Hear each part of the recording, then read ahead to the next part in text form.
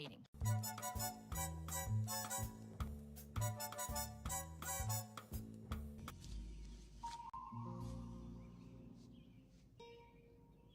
What the fuck is this piece of shit? This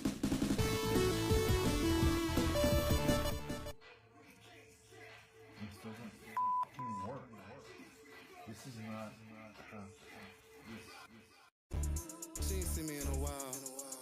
I've been getting to the money. Up, down, left, right, to the back. These niggas still friends. Where you from? Middle fingers on 6, I go crush your head like a Dougie. What you doing, little nigga? Huh?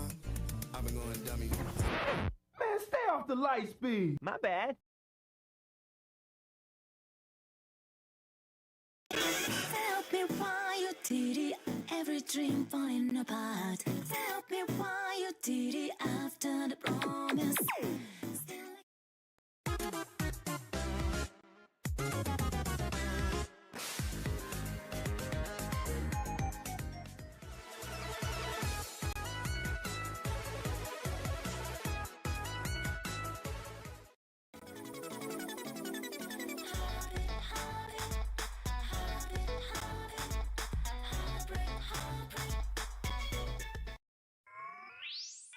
Exactly. South sucker.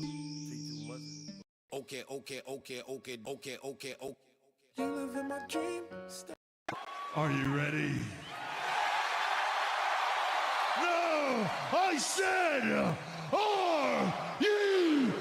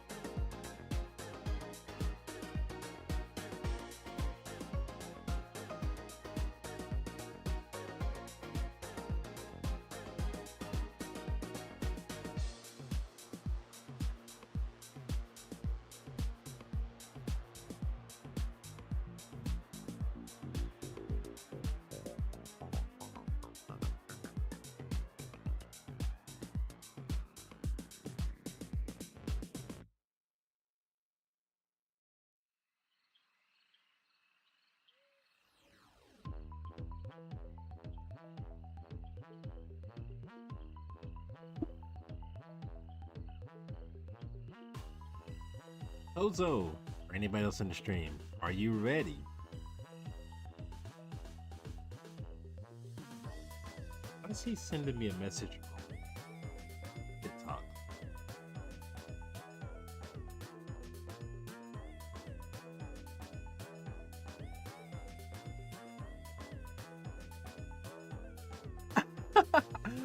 Brandon, I was just talking about you.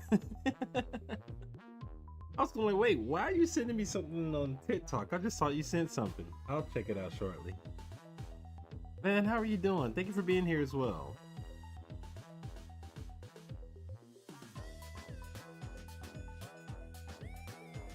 Yes, sir. Let's do it. Are you ready? No! Are you ready?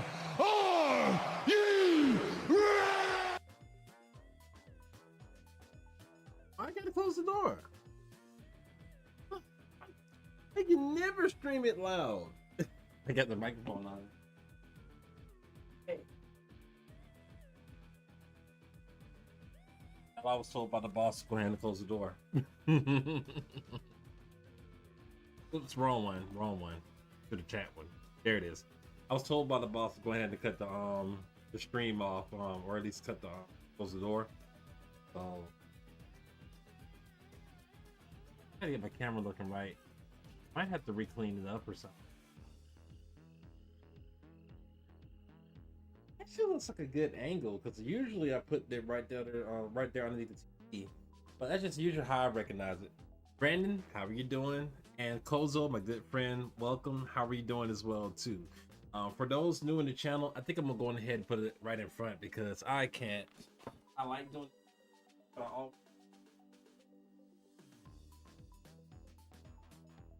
Don't judge the bad. Judge it. Lift it up. Like. Yeah, I think I'm gonna keep it just like this, bro. I'm just going to keep it just like this. The room looks decent. Yo, what's going on? This is AOK the King. Welcome to the YouTube channel. I hope everybody's doing well. To my friends Brandon and also Kozo Cucino, thank you guys for being here and tuning in.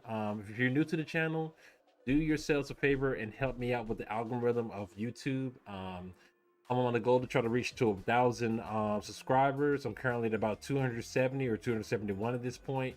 So thank you so much for my friends with the recent follows. Thank you so very much for the subscribes. Don't forget, if you want to check out all my other content besides Twitch, YouTube, and other things like TikTok and everywhere else, make sure you check out all of my socials. I don't know how to do the pin stuff as of yet, but I believe I connected my Nightbot so you can be able to go ahead and check all my information through my link tree. So everything's updated, so make sure you hit that and follow everything that's on there. And like a few of my videos on TikTok as well too. How's everybody doing? I hope y'all are doing blessed and I hope y'all are doing good tonight. I didn't really think about what in the world I wanted to go ahead and play as far as like what game I wanted to play, but I did want to bring up a fun topic for those that's hearing about the information and news regarding NetSpots. Before we get to that, briefly, short and sweet, for those not knowing who I am, I strictly and usually stream for about the past 3.5 years. About let's just go ahead and play it safe and say 3 years. I've been a Twitch streamer for about 3 years or so. 4 is going to be November. I'm doing great and growing my channel. I have so many good friends that's in the chat right now that's been helping the channel's growth. And now I want to go ahead and decide to put myself out in other platforms, YouTube especially. Maybe I want to go on Kick, maybe I want to go on Facebook, just everywhere else, also TikTok. It would mean a lot to me if you can go on all my socials, be able, that one follow, that one sub can count towards a goal, and that would mean a lot to me. Let's go ahead and start with the stream. Typically, I usually tell you, hey, what video game I'm gonna go ahead and play, what kind of news is going on, and I think the tale of the tape of, I gotta make sure the microphone is on. The tale of the tape I've been kind of seeing today is the podcast with NetSpots. So I figured I'd do a stream, a brief stream plus a little bit of talk and discussion. Like if you guys in the chat, if you want to go ahead and talk and discuss anything related to PlayStation, related to Xbox, it's perfectly fine with me. I'm not that person that goes like, I am a fan of nothing but just PlayStation. I'm a fan of nothing but Xbox. Like, you know, I want to be as less biased as possible. I don't want to just string off of one video game system being better than the other game, because in these days and these times, what I really care for in video games these days is replay value. Maybe sometimes it's about graphics. Yeah, that's part of it sometimes. But the game looks great and you beat in less than 2 hours. My wife can attest to that. If you can beat the game in less than 2 something hours, it's probably not even worth buying that game if you're in a hurry. Honestly. I can go and rant about some of the games I currently have right now. If it's ever come to that, I'll showcase my room and those kind of things. But like right now, I'm vibing on the Xbox Series. Friends like Kozo Kashino currently have the Tekken 8 game, and the best thing I like about that is that Tekken 8 is already cross-platform. But the game just came out and it's already cross-platform. So if you have Steam Deck, if you have PlayStation, if you have Xbox or PC, if you got it on Steam, we can all play on here. There's some great things about this thing that I'm holding right here, but there's some amazing things on the older systems and more things about that I can talk about later on. What I wanted to go ahead and do is, I mean, Tekken 8 was like the give and take, it felt less than 3.5 hours. Like, I played the story mode. I'm like one of those people who actually play the story mode before I go online and get myself beaten up, or if I beat up some people. I'm one of those rare people that actually plays the campaign of games rather than going straight into the multiplayer or online matches. I'm rarely that kind of person. Now, old games, and I'm kind of jumping the gun on this, old games that I remember playing from the very first Xbox, like the OG Xbox. I can hold the controller and show you what I'm talking about. The OG old Xbox. Like, this was the bee's knees. Like, this was like when gaming was really changed. Like, you know, PlayStation had some good competition. Microsoft Studios came out with some heavy hitter games, your Halos. Gears of War started coming out on Xbox 360. So that controller I'm holding right here is like one of the absolute best controllers in gaming history. I'm holding it up closer so you can see it. That's the reason why PlayStation 5's controller is great, because it has the same dynamic look as the Xbox controller S. That's a little personal thing, but that's like one of my favorite controllers. Yeah, Bandai did a great job with this game, and I did the exact same thing. I can admit, Bandai threw a curve on my game I used to love playing online. Back when I was streaming on Twitch, the only thing I was streaming and I had a good bit of people that's followed and viewed the channel was Pac-Man 99. But it being a Namco game that was successful, but they want to do bigger and better things, they just made the game disappear. You can't play it online, you can play it offline, and if you bought any of the content, you can just play it offline. It was a slap in the face, but hey, you had the Mario 35 or the Mario game that was on Switch. So this game right here, it wasn't the very first game to be able to just be wiped away. That's just Bandai and Namco. That was the recent game that just, you know, there was a good bit of people that played the game, and afterwards it did get a little bit monotonous. So I'm looking forward to when they come out with the new Pac-Man. But jumping back to the Xbox, what I was going to go on ahead and do briefly was, I think I have it on my YouTube right here, and I was going to do a quick set of reactions to some of the bits and pieces of the podcast that was streamed today. I think it was streamed about a couple of hours ago. Let me go back on my history. And like, it was fantastic. People were reading. Don't do that. Not yet, please. I had to put a pause to that.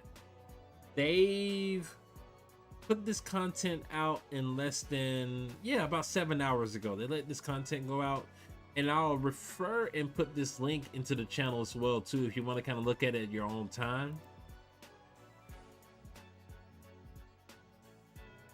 And I'm gonna switch my screen over. I'm gonna go ahead and switch it over so you can be able to see a bigger scale, a bigger screen of it.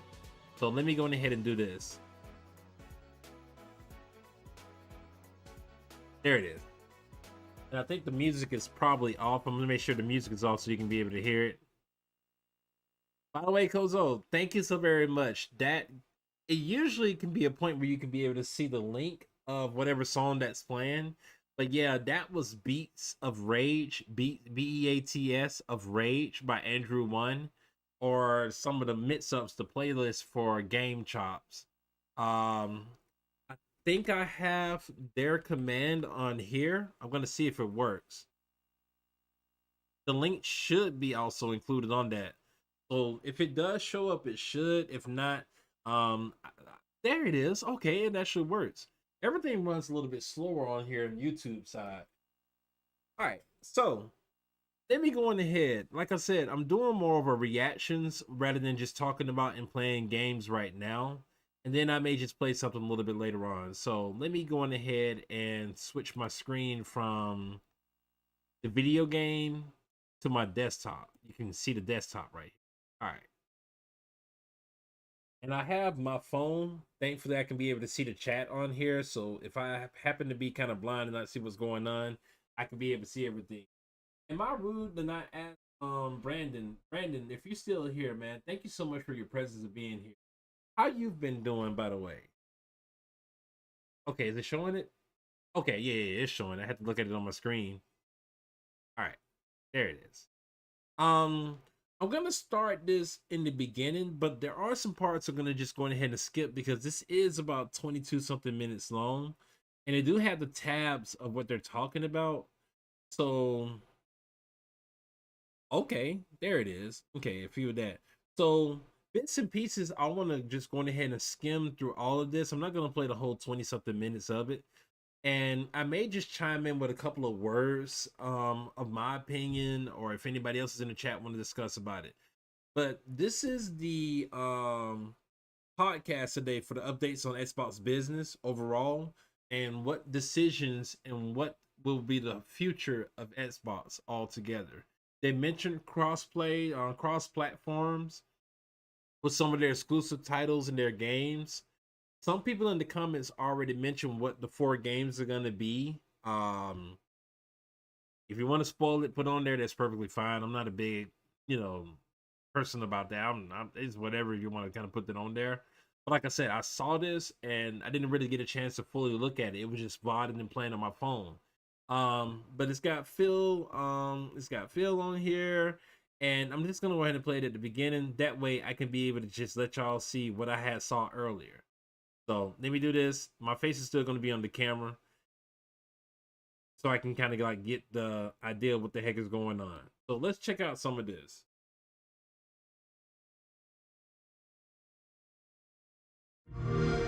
Hello and welcome to the official Xbox podcast. I'm your host, Tina Amini, and we have a very special episode today, as you can probably tell by the fact that I'm joined by Phil, Sarah, and Matt. Welcome.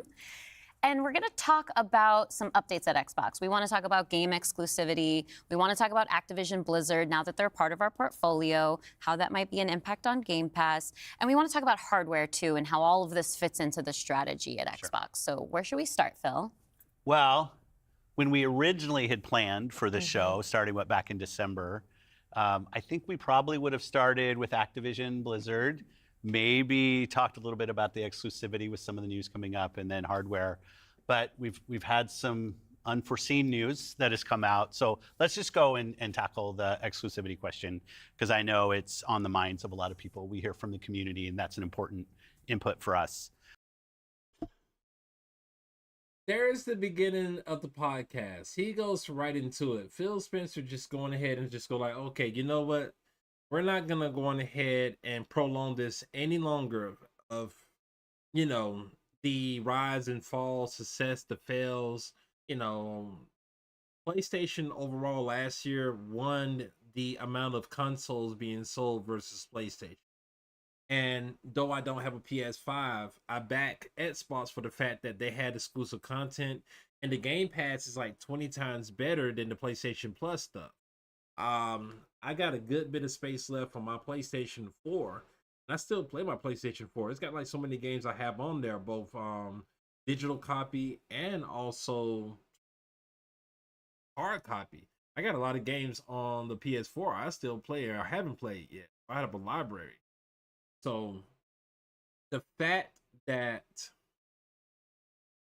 PlayStation 5 came out and Xbox Series came out, I didn't think both of those were already kind of like fully prepared next gen systems.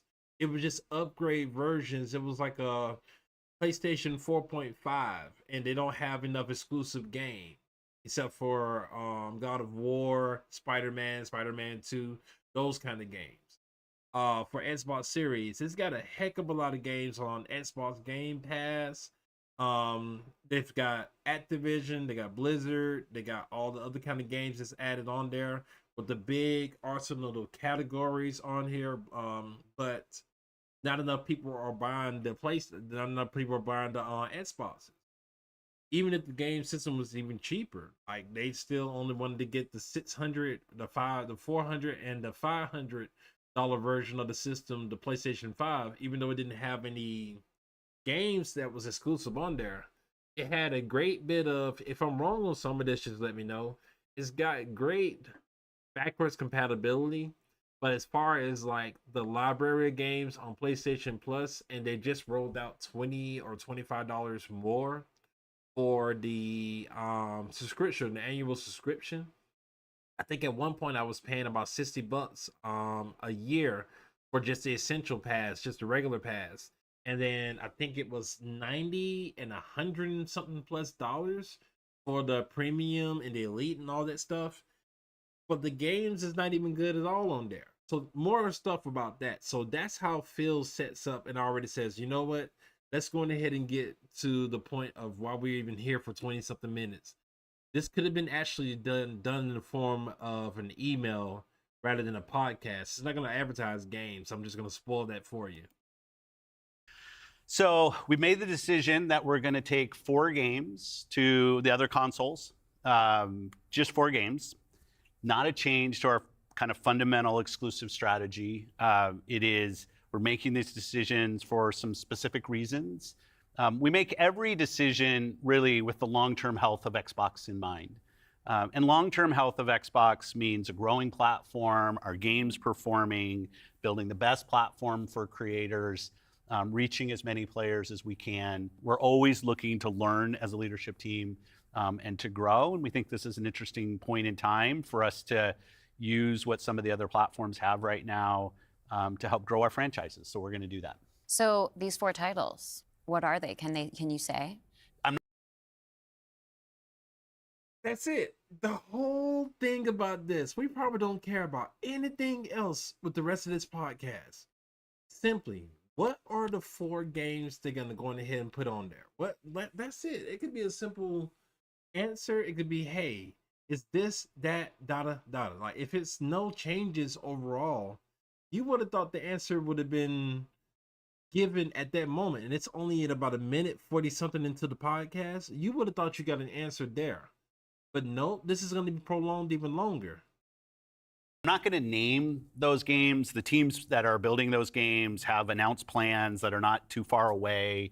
As we know, game teams put a lot of energy into their announcements with the partners. So I don't want to take anything away from those teams. So I won't be talking about the titles specifically, but I think when they come out, it'll make sense. Can we say if either of those titles are Starfield or Indiana Jones? They are not Starfield or Indiana Jones. Well, what was the criteria in how the team was thinking about selecting those 4 titles? Let me start a little bit outside of that, and then I'll get to the 4 specific games that we're talking about right now. Because the fundamental decision driver for any decision that we make, anything we're going to talk about today, is the long-term health of Xbox. That we're running a growing platform that is reaching more players, that our games are having as much success as possible.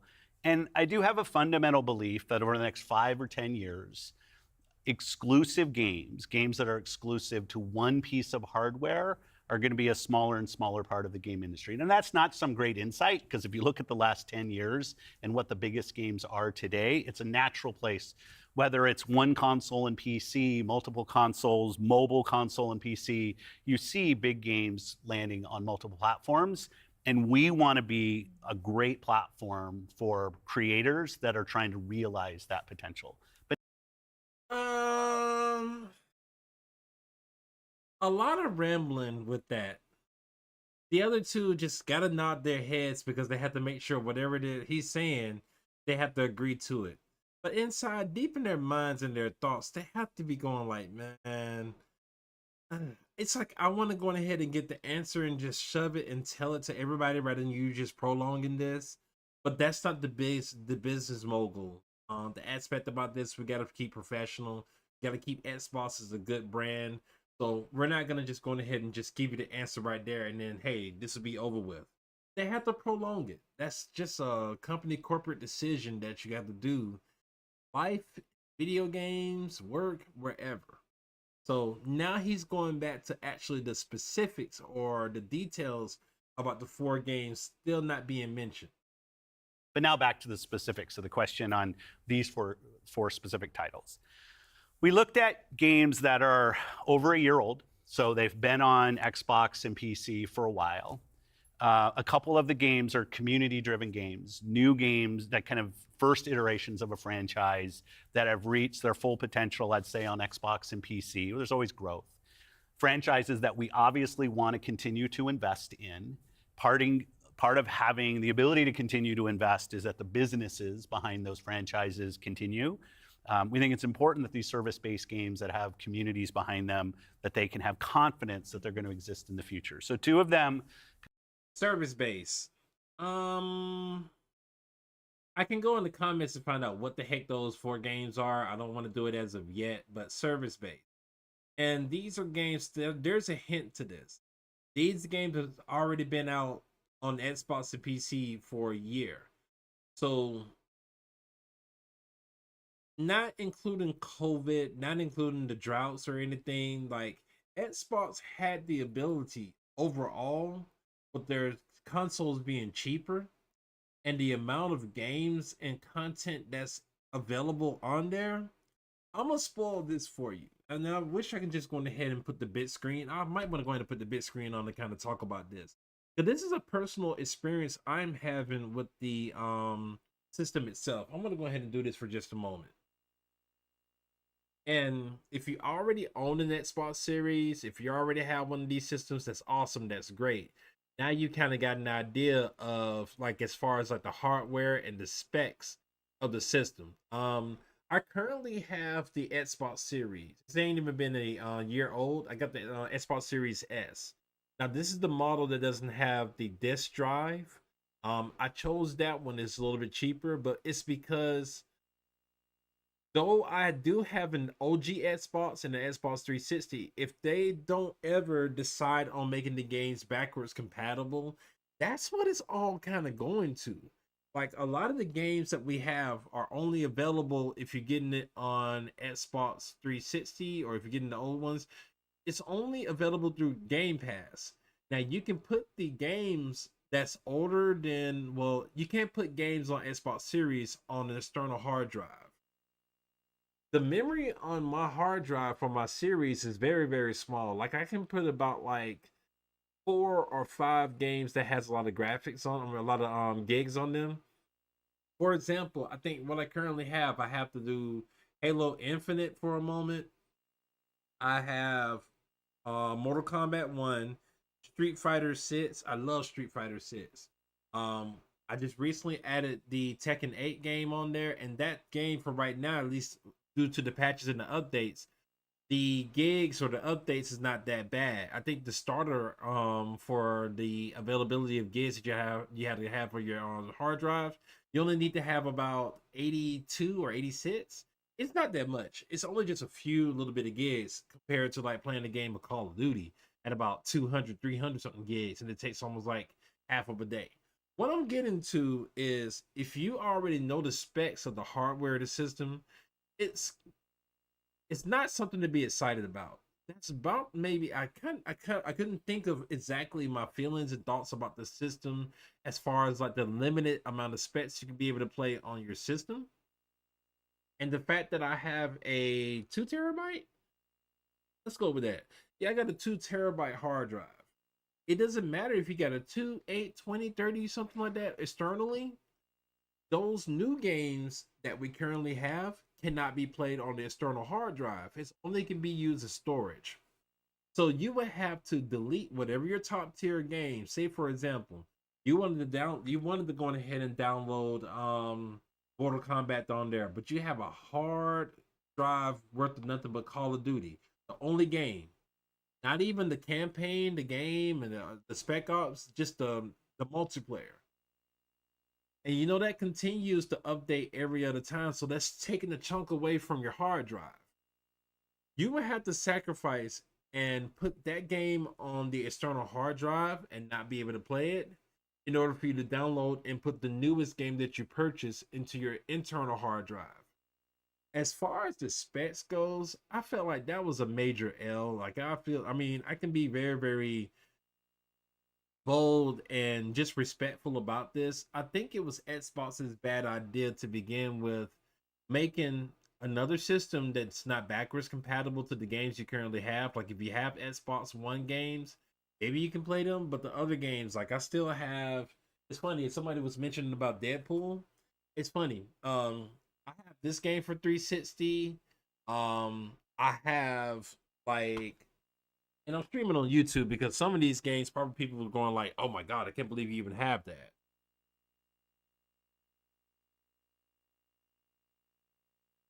What is one of the OG Xbox games? Oh gosh, I think I do have it. Well, the other game I was trying to pull out, it's an old game, a shooting game called Unreal Championship. Oh, I think I see it. Hang on. Still have my algorithm how I stream TikTok high. Oh, it's right here. Okay. Is it? Oh well. It's somewhere. Danny, is that you in there? I just pulled up your favorite game, by the way, man. How are you doing, friend? And thank you for being here, man. Thank you so much. You live on this again? Is that a bad thing? Man, I took a vacation from that place. No, I'll be on there next week. I think I'm gonna try to do either Saturday or Tuesday. I don't know. But I wanted to try to, man, I'm trying to brand myself and go ahead and do some things here. But thank you for coming back, man. How are you doing?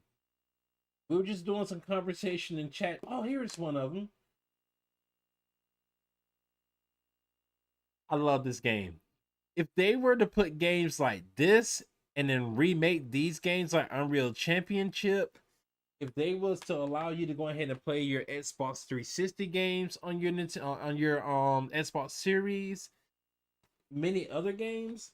Oh, here it is. And then the Unreal Championship 2.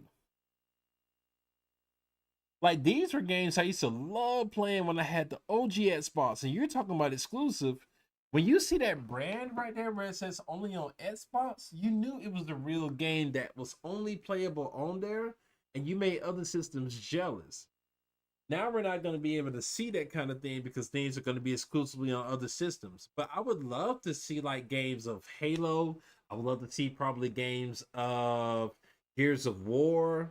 I would love to see almost any exclusive game that used to be on OG Xbox, Xbox 360. I would love to see that on like PlayStation. Honestly, I don't see nothing wrong with that. A lot of people are going like, PlayStation won the battle. This is that Xbox Live. Man, personally, it doesn't matter anymore when it comes to console wars, because games on PC, you know, Power World doggone changed the game.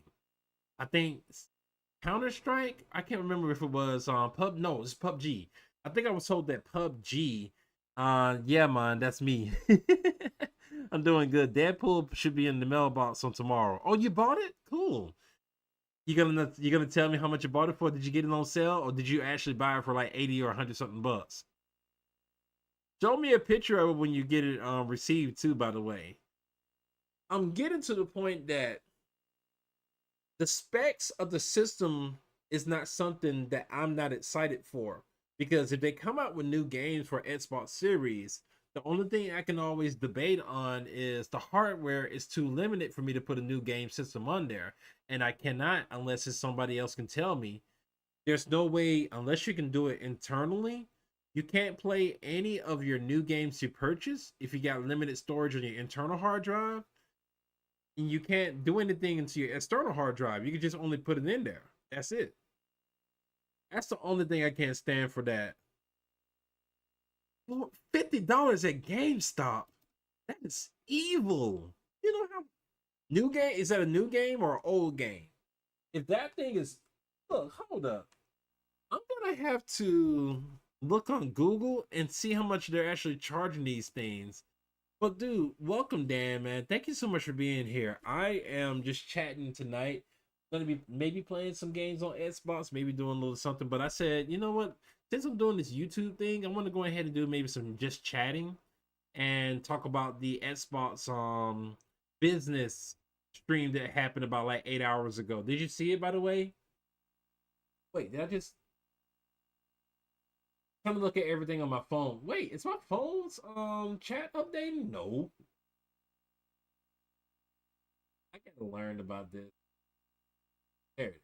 Okay. Okay, now I see your chat.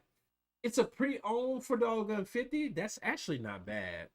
You know what? Yeah, it's no reason for checking on that. If it's a pre-owned, this game is absolutely worth it. If nobody's ever played it, it's my mascot for one thing. I love the heck out of Deadpool. As you can see the pictures back there, and then I also have the little book bag that's Deadpool. So it's honestly a really, really good game. Not a lot of people even know about it. Nah, I didn't see it. Oh, okay. Well, I'm on here right now, and I'm just showing snippets and pieces of it. It's whoops. It's the current updates with Phil Spencer talking about the future of Xbox games overall.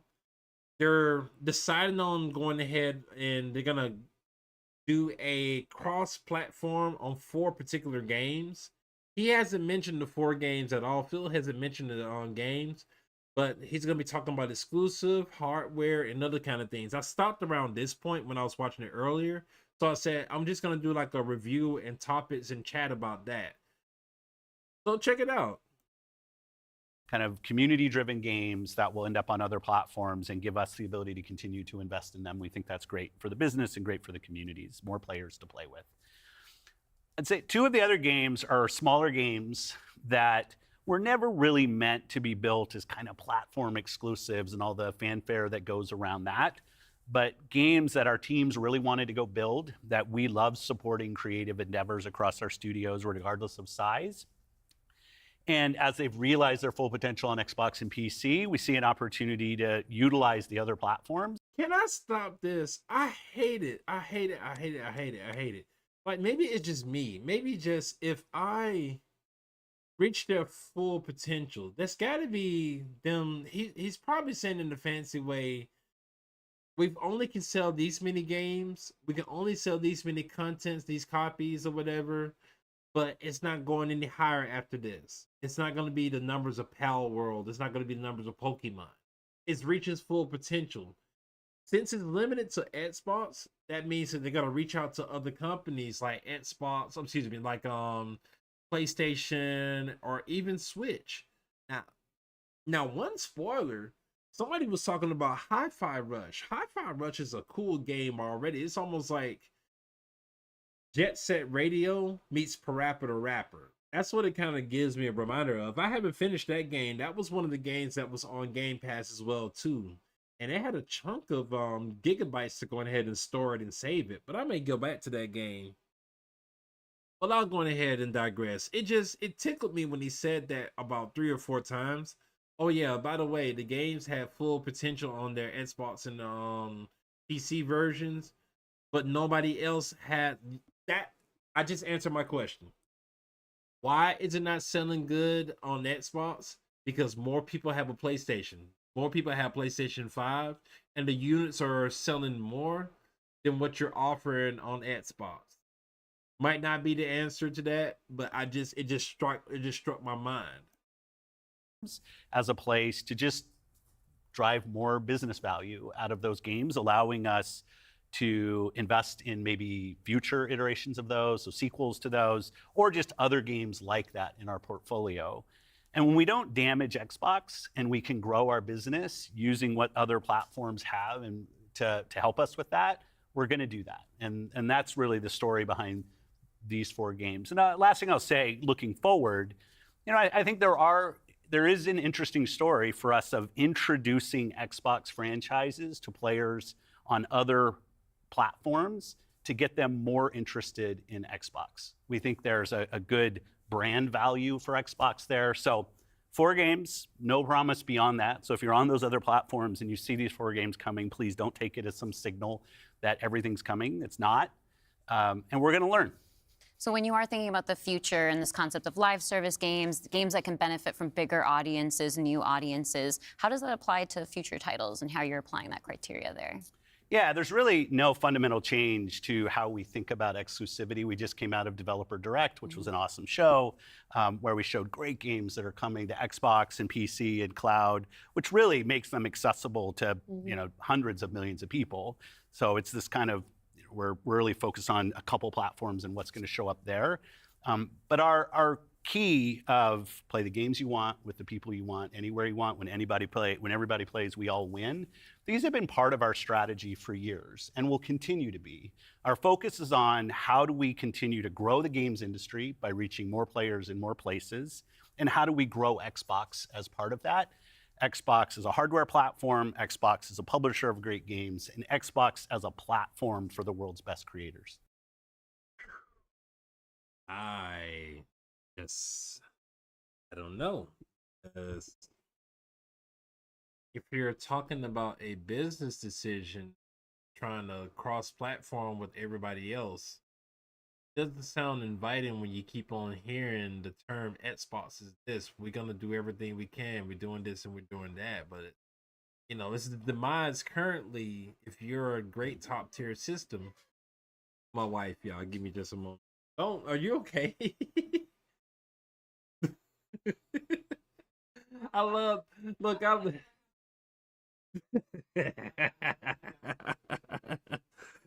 Look, I love the fact that I'm doing this stream on here because I act goofy the same way I am on Twitch on here on YouTube. Okay, baby. Look, you are? 1 second.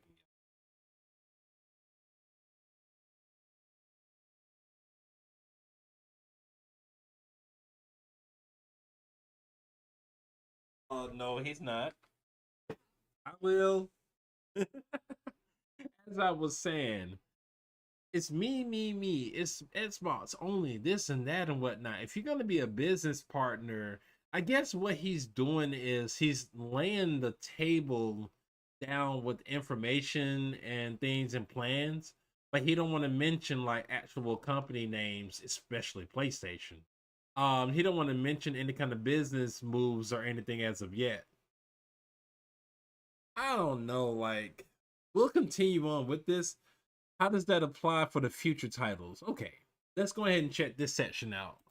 And then knowing that, how do we think about our first-party games and Game Pass? Yeah, well, to build on what Phil just said, one thing I would add, as you were talking about growth, is just that we've sort of seen this inversion over the last 5 years where it used to be that the platform was the biggest thing. That's right. And the games would sort of tuck in within the platform. Today, big games like a Roblox or a Fortnite could actually be bigger than any one platform. Yeah, and that really has changed the way that we think about things. So in the midst of all that, I think we at First Party can come back to sort of some core principles. First, that all of our games will be on the Xbox platform. Second, all of our games will go into Game Pass on day one. And third, we know that Game Pass will only be available on Xbox. So there's sort of starting points for us. As Phil mentioned, there are games today that you can play that only can be found on Xbox. And at the same time, we want to bring more of our games to more players. So we're going to continue to look at that. Kind of moving aside, though, from some of those and thinking more about what does it really mean for the player, to me, the two key things are cross-play and cross-save. Those things allow us to deliver on the promise of Xbox, which is play with your friends where they are, play on the devices you want, play the games you want. So that is really only possible at a practical level when you know that your saves and your player are going to be able That's to been move talked about for across all several those years, parts. but what's new? So not all of our games today are necessarily built to take advantage of that. There still will be some games that don't. As we bring more teams into the Xbox family, there's some catch up to do as we get there. But that cross-play, cross-save is like so fundamental to what we're doing, and I think is something that we as first party get such a good benefit from being so close to the platform. Yeah, absolutely. I mean, that's one of the things, like you said, all of our games are always in Game Pass. And so I'm excited to announce, you know, with the coming together that we had with Activision Blizzard King, that Activision and Blizzard games are coming to Game Pass, starting with Diablo 4 on March 28th, which I'm super, super excited to share. Okay. At least now, as the president, she can go ahead and start announcing and talking about what games are going to be available on there. Am I excited that Diablo 4 is going to be on Xbox Game Pass? I never really cared or played Diablo games. I do have the Diablo Remastered and Diablo 3. I do have that on there. I was conned by a former pest control coworker, and I went ahead and got that game for like dirt cheap. I think the bundle had it for like 70 or 80 something bucks, but thankfully I had some little money saved and earned. And I said, you know what, let me go and download it. And the moment I started playing it, I'm going like, this is so dang slow pace. It's not for me. Like, I don't do Dungeons and Dragons. I don't do Diablo. If I have more time to, sure. My only roguelike or best games I would play in that platform would be Hades, of which I've never finished and beat, and Final Fantasy VII. That's like the only two games I've mostly played. Like, that's really about it. So for me, okay, that's good news that a game like Diablo 4 is going to be on Game Pass. That's cool. I think I already seen that before that was even announced, but yeah, I seen that coming already. Today, and it's all part of our commitment to make Xbox, the Xbox experience, and the games that we build as widely available as possible. So now the 34 million Game Pass members can all enjoy the fantastic experience of Diablo 4. Amazing. Can we come back to the point, Phil, you mentioned at the top, this isn't really...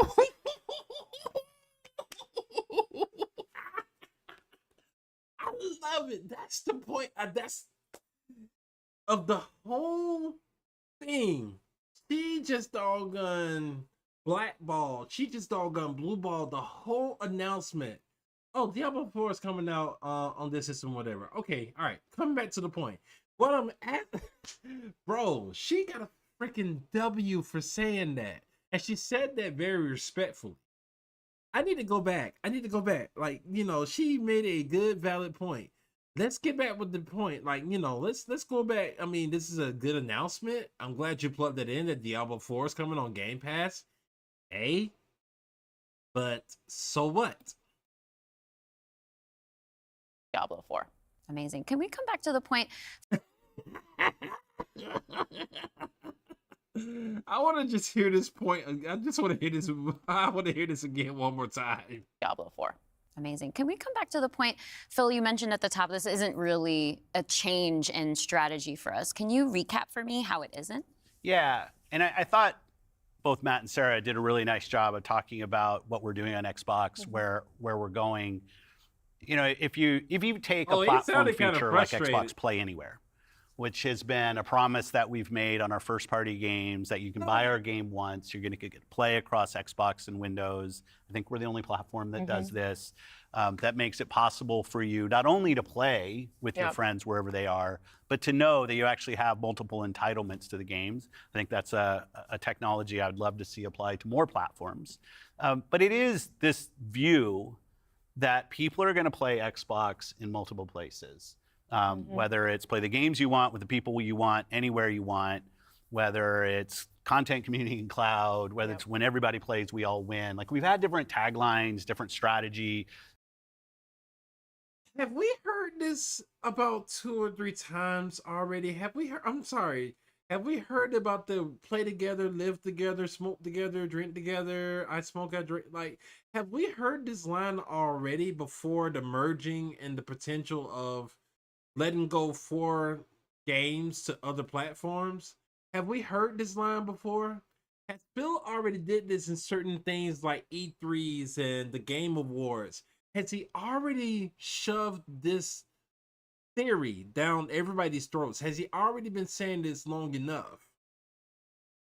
Nope, he said it again in his podcast. Kind of words that we've used, but always with this view that Xbox is a platform for creators who want to reach the most players. Our investments in xCloud, our investments in franchises like Minecraft and now Call of Duty and other large franchises so that we learn how to build those. This has been a strategy that we've been on for, I'd say, a decade. It's not about one device. It's not about games in service of a device, but rather the devices that people want to play on should be in service of making the games as big and popular as they possibly could be. Because really a healthy creator community on Xbox, a healthy creator community in gaming all up is the thing that all of us as game players should be voting for, because that's the thing that will lead to the best long-term success and growth in this industry. And my understanding, just from listening and learning from you three over the past few weeks, just understanding what's happening with Xbox is I like her doggone like journalist. I like her realist strategic question and also rebuttaling what they're saying but bouncing right back to them. I love this. The whole thing is, oh my god. The whole thing is weak facts. Final Fantasy VII Rebirth comes out in 2 weeks. Nobody cares about Diablo. I can't see it on the phone instead. Oh, there it is. Nobody cares about Xbox despite the Game Pass. That's about the only best thing I've seen on it so far. The Game Pass is what really sold me to go ahead and get in the system. I didn't see too many games on PlayStation 5 that I wanted to go ahead and invest and get. Excuse me. I didn't want to get a $400 or $500 system just to play Spider-Man 2 or God of War Ragnarok. I didn't want to do that. But the fact that you can play all your games, most of the games are backwards compatible and everything can be transferred from your PS4 to PS5. And I almost feel like they got way better specs than how Xbox is. Xbox Series just seem like they got limited stuff. And just like you, man, I don't care about anything about Diablo 4. I mean, they pushed and shoved about Game Pass and, ooh, you can play this on your phone. You can play this on your PC. You can pay this while you're going ahead and do your taxes. Who cares? That's been your market strategy for X amount of years. Unfortunately, is the point to the demise. You're starting to ask for a handout and help with other developers and other platform systems. Nothing wrong with that whatsoever. Just admit to going ahead and say, look, we are a very good, successful company who got this, who can probably benefit from other companies. You know, this is a good idea that we would want to share with other folks, but we want to learn and grow with other platformers as well as try to help our brand as well too. I should be doggone doing some of this thing. I should really do. Like, I need to do more streams like this, bro. I need to go ahead and start talking. This is really probably engaging instead of just me just playing on video games, because gaming is so much more like a business side than just enjoyment. The fact that we have microtransactions, the fact that we have free to play right now, but a la carte things that you can buy like skins, you know, it's changed for eons. It's changed so much from the games we used to play from then till now. Seems like they are actually begging PlayStation in a weird way to invite them into more crossplay. Good form and statement, Dan. Like, that's a good, that is a good point of saying that. Even though they're trying to go on ahead, the very first thing she asked was, what are the 4 game titles? I mean, the past 8 to 10 something minutes is them talking about them branding. Yeah, that's all they've been talking about. They're branding what they currently have, their product that they have right now, Xbox's Game Pass. That's exactly what they've been talking about for the past 10 minutes. Still hasn't mentioned the 4 games still within this time, but I think the people in the chat have on here. Now I might go through there and I'll scroll through there. They have similar specs, but developers prefer making the games on PS5 fast, because I believe the specs are way cleaner and better looking I would probably say I don't own a PS5. Now, Timeless, I believe you got one, so you kind of shoot. You can tell me, like, compared to the specs you're seeing on Xbox to PS5, which one runs smoother, which one runs better. And though Xbox has a lot of exclusive content and games, that don't mean anything unless your system doesn't have a lot of things like backwards compatibility, less load time, being able to link up with your friends, Discord, other kind of cool things. We're in a day and age right now, even though the Game Pass is a good investment, it's a good amenity. I want more than just Game Pass, if you ask me. Is that we see trends with player behavior where people are playing on multiple devices. That is the reality. And we have put some games out on multiple platforms before. So my understanding is that that's been good for players. How does that come back to the business with all of that in mind? Yeah, as you said, we have shipped games on other platforms. In fact, realistically, if you look with the addition of Activision and Blizzard and ZeniMax, we're one of the largest game publishers on PlayStation. We're one of the largest publishers on the Nintendo Switch, especially when you put Minecraft into the equation as well. And now we're one of the largest publishers on mobile platforms as well. And that's not something that we want to back away from. We want to continue to be building great games that millions and millions of people can love, and that they can play those games. Phil, you're slaying me, brother. Like, you are keep on talking about your doggone brand. You're talking about all this stuff. Let me answer this question first. But before I answer your important question, let me talk about bragging about blah, blah, blah. I got Blizzard, blah, blah, blah. You can play Candy Crush on here on Xbox, blah, blah, blah. We got Activision. Like, bro, ever since it feels like ever since they had the merge and ever since they announced it on the Game Awards, ever since they announced it, I felt like their sales, their whole company's drive, and this is hurtful for me to say this for Xbox. I love Xbox. I love PlayStation as well too. Not almost like equally or anything like that, but I love playing my PS4 and even my PS3 more than me playing my Xbox Series. That's me just keeping that on the real. But the only thing that's keep on selling me, I've said it before, Game Pass. Where they want to go. Xbox has one of the best features in Quick Resume. Yes, I love that. Now, the Quick Resume works, but sometimes if you have to update the game, you know, that's pretty crazy because you can turn the game off, you can put it on rest mode, and you can turn the game back on and play it at the exact moment of where you stopped. Now, I would love to see that on PS5. Now, that is a good function. That's a game changer that I can really appreciate because the moment you turn off your I mean, and there again, if you put it on save state, dude, it doesn't matter. You just go through the menus. You know, that's a good function to have, but also bad. Because I used to love, like, play a game of Soul Blade. You saw me play Soul Calibur. I don't know if you see me play Soul Calibur. I couldn't remember what it was. But games back then, I used to love looking at the introductions to them over and over. The Tekken games, Soul Calibur, Soul Blade. The games from back then used to have great intro scenes, the cut scenes, all that kind of stuff. I used to love watching that. Now games, all you do is just seeing the still picture of just like this. And the graphic, and you just see them moving this way. Tekken 8, as a matter of fact, does that. And it's so eerie because Kazuya Mishima, when you play and you start the game of Tekken 8, all he does is stand there. It's almost like a polished action figurine. You can move his body, you can do this and do that with the D-pad, with the analog, but there's nothing else you can do on that. I've kind of went off the subject on that. Xbox doesn't have a current console sell title. That will come in the PS5 Pro. It's not like it's going to be something, you know what? PS5 has the capabilities of doing the quick resume. They have the abilities for that. I didn't really think that was a big sales pitch because if the game is saved, who cares about that? I mean, it's cool to have that. You want to jump right into the game. That's darn cool. That's about the best thing about that. Look at his facial expression. He looked like he's so doggone disgruntled. Play.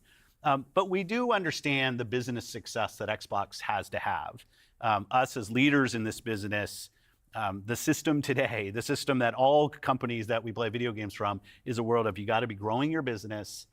Growth in our Xbox business is critical to the long-term health of Xbox. Many people know I've been on Xbox for over 20 years, and I want to make sure Xbox is in the best position for the next 20 years. That means healthy player community, healthy creator community.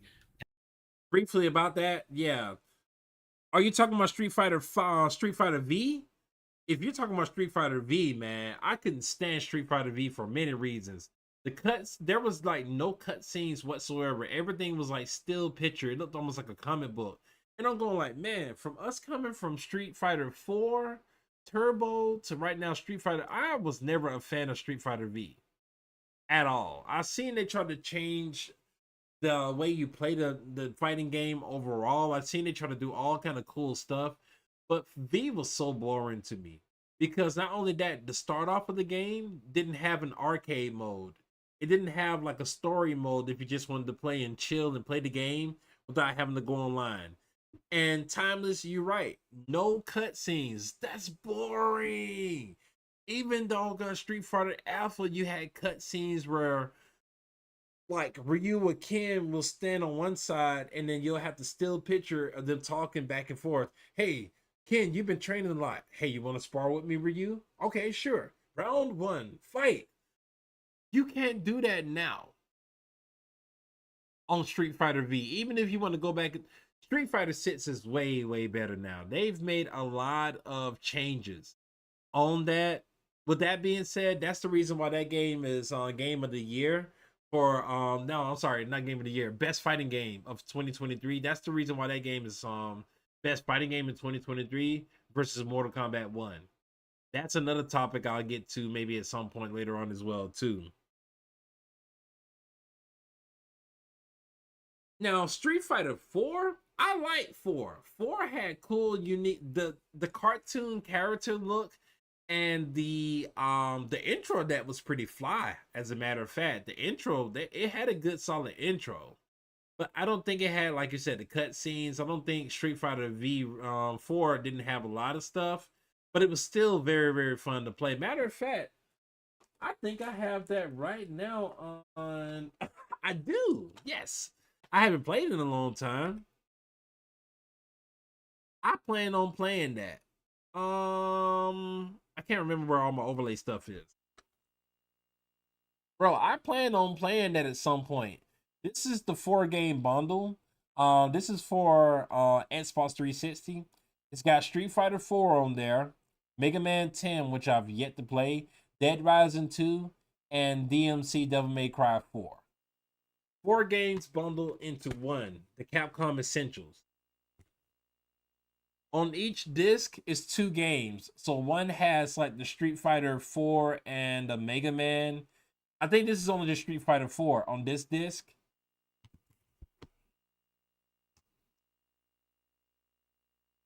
Oh, no, it's separate. I'm sorry. It's 4 separate games. Excuse me. It's 4 separate games. That's even better. They gave us the separate disc. That's cool. Dead Rising 2. And then it also has, I'm sorry if it's facing upside down, Devil May Cry, and then the last one is Mega Man 10. This was an actual good buy. Where the heck is the last game? I think one of these had the Mega Man and the other game kind of merged into one, so it's no big deal. I bought this game and it was dirt cheap. I can't remember how much it was. It was like in its 20s, but to go beyond that, Street Fighter 4 was like the rebirth of fighting games. Yes, it was. And I've been such a doggone fan of it. The mechanics and the fighting style of Street Fighter 4, 5 tried to mimic 4, but they did too much with the V triggers and you only have a 1 special. It did okay. Even doing Evo tournaments, they did a couple of those, but it just didn't feel like a real good, it didn't feel like an evolution of fighting games.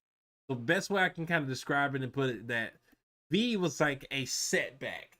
Freaking Alpha 1, 2, and 3, and EX and EX plus Alpha 2 were way better than V.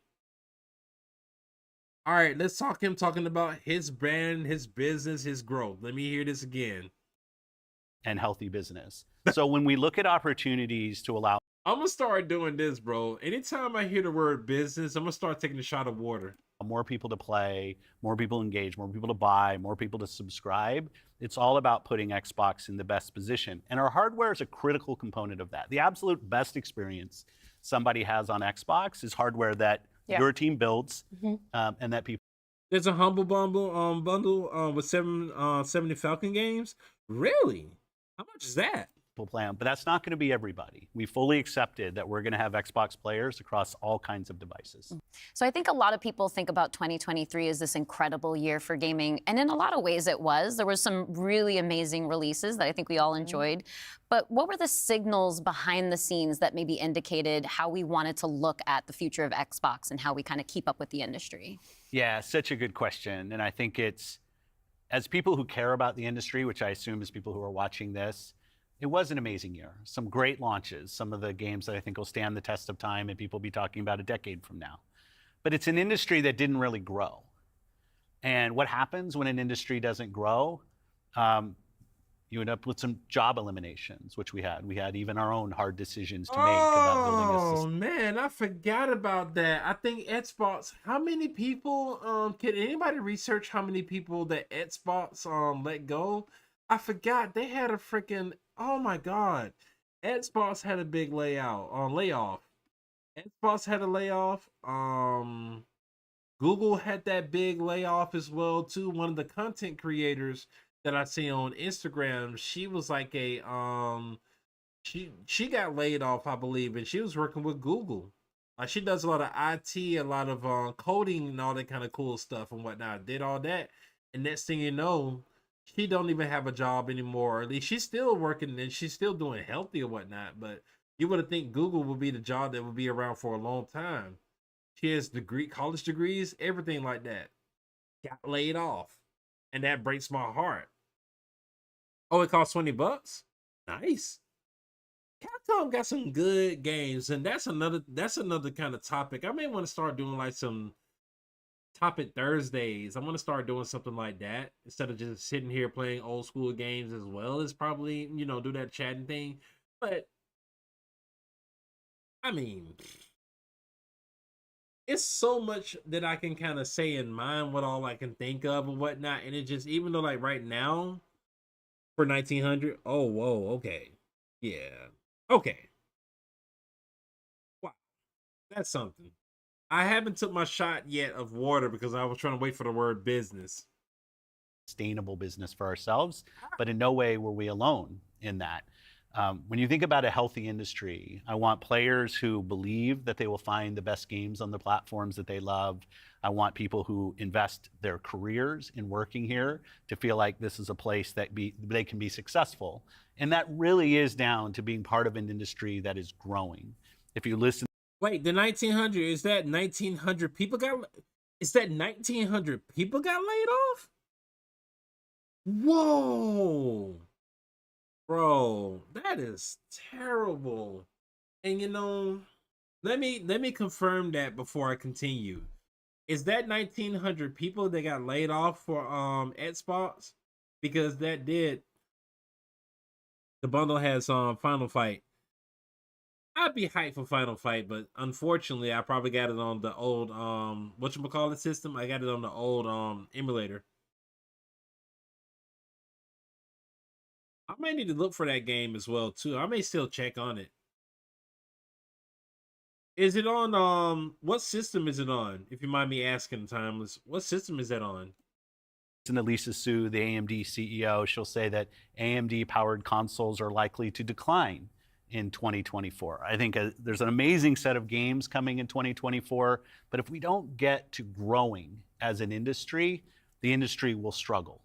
And today there's really two choices on how do you grow the industry. Do you say, I have a fixed number of players, the players that we have today, and do I find new ways to monetize those players to get more money from the players that I have? Or do you think about how do I expand the business I have by finding new players and adding those to the base of players that already play. Our I'm allowed to say this as respectful as possible. I think this podcast is doing more harm than good. Honestly, it's really I really feel that this podcast is doing more negative than positive. It's like it's not really kind of giving out no good news. The only thing that we all wanted to understand and know was what was the 4 games that you're about to put on cross-platform. And right now, Phil at this point, and every time I stop it, and this mouse is right here in his nose. Every time I stop this, it's like everything he's saying, it's kind of like showing you, and I'll be cautious on what I say. On the business side of things, it's about the culture and the community of everybody else's happiness, not the 1,900 some odd employees that you just laid off. So it is a business mogul to grow and expand with other companies and work alongside with them. But going ahead and lay off and fire 1,900 people of yours, make it make sense, please. Like, where am I seeing on Steam? Oh, cool. Yeah, I believe I saw. Yeah, okay, you saw it on Steam. I gotta play some more games on Steam. So, I wish you would have asked the question. Did you see that the positivity of you laying off 1,900 some odd people is going to be the demise of you asking for help and handout with other platforms?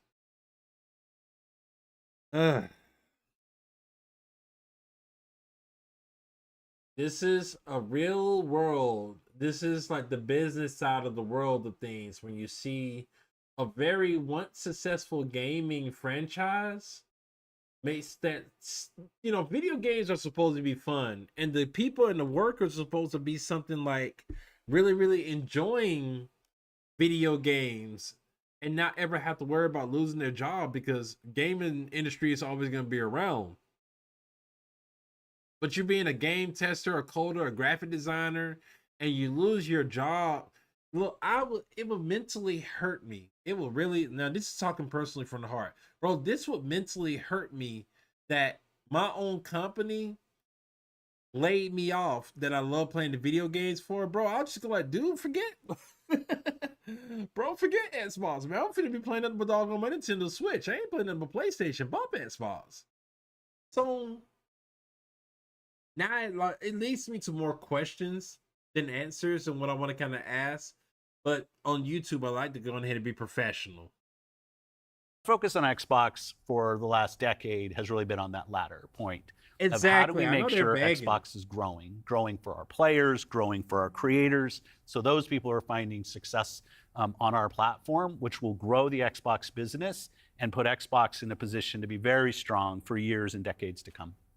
Matt, earlier you were talking about these growing gaming communities, how they're incredibly large and comparable on such a different level when we think about console audiences. Like you mentioned Roblox, you mentioned Fortnite. So how are we're obviously thinking about our responsibility, our hardware responsibility is supporting the growth of gaming communities. How has that actually shown up for the players? Are there other games we can speak to from our portfolio? Well, as Phil mentioned, two of the biggest ones for us, Call of Duty and Minecraft, they are driven just from the bottom up by the communities of people that play those games, which is so great. I think, especially Call of Duty. Think about it, for the player community, it comes down to where are the friends, where are the people you play with, and then equally important is where have you built up your library of games, right? Where have you invested? Where's that library? I think those two things probably are some of the biggest influences on where people choose to play and what devices they choose to play. Yeah. When we think about, on the other side, the developer side,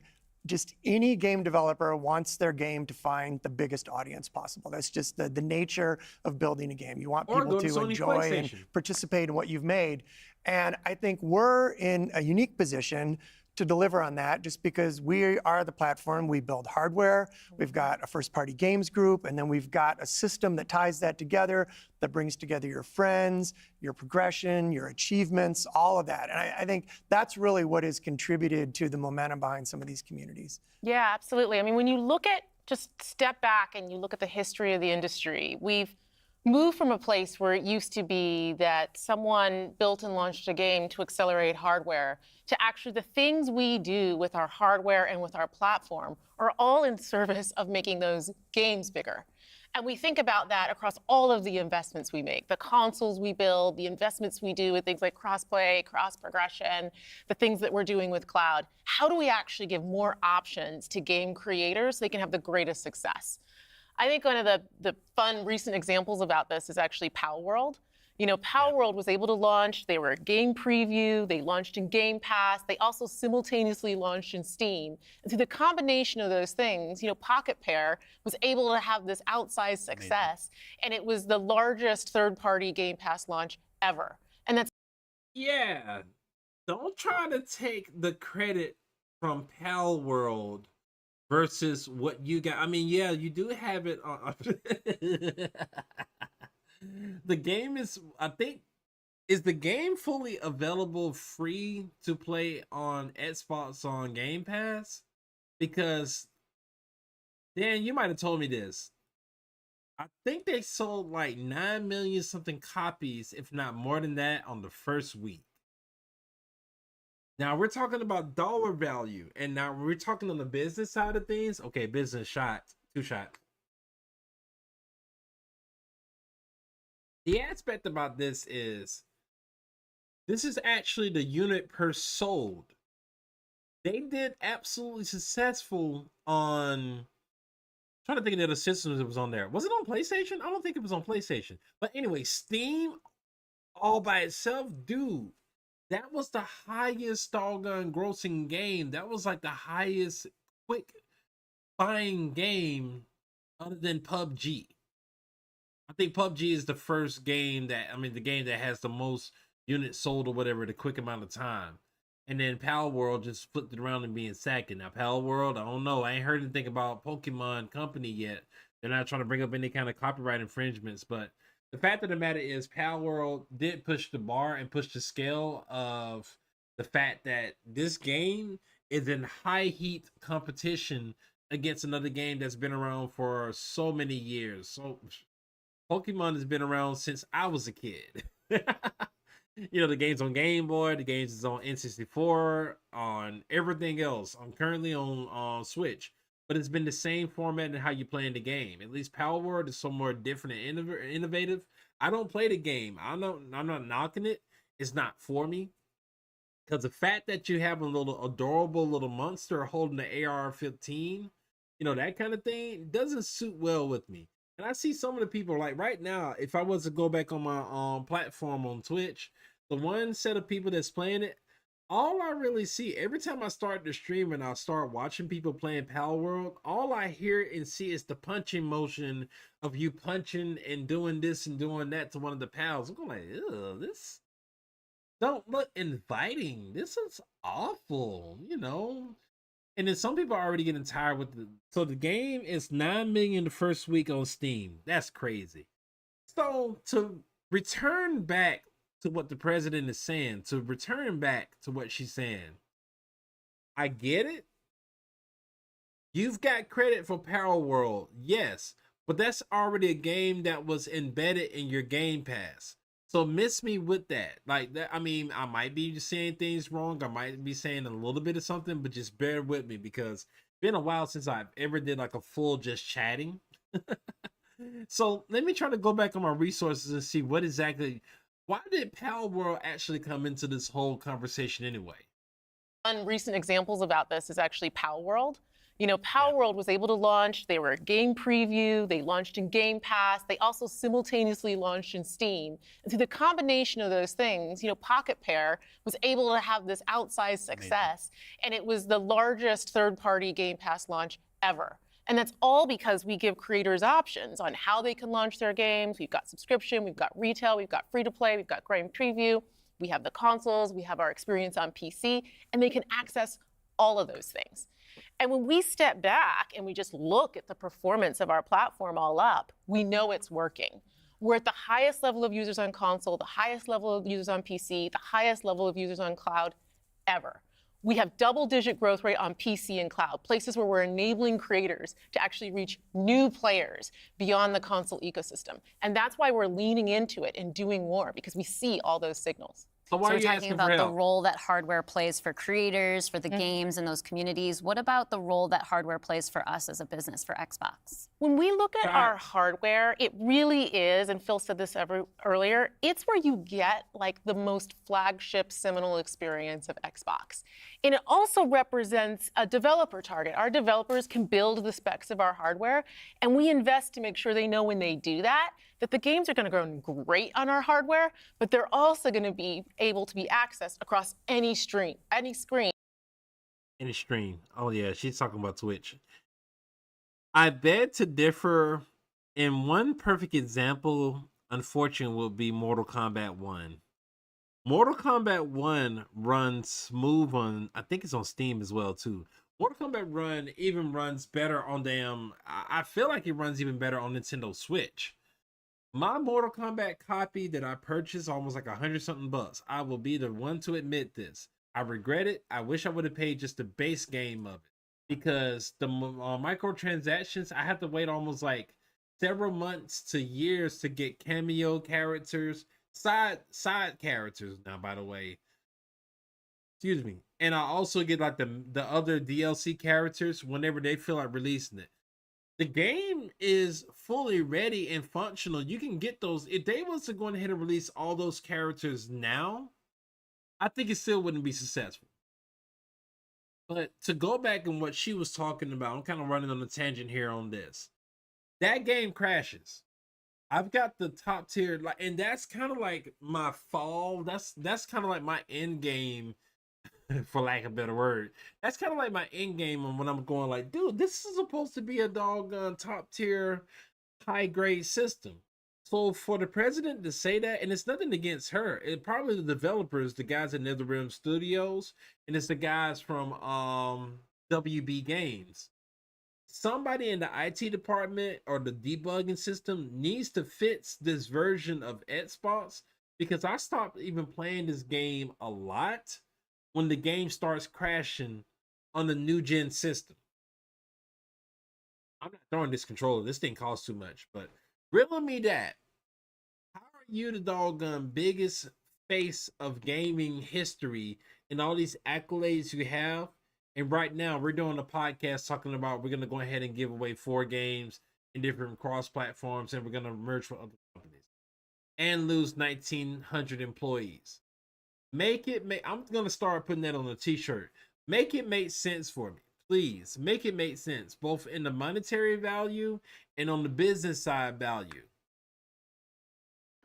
Yeah.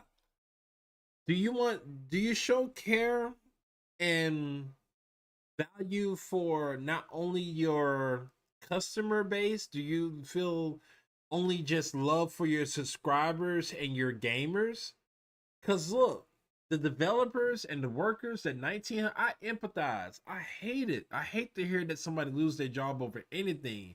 Especially, I mean, that's been what I've been talking about mostly on the stream more than anything else.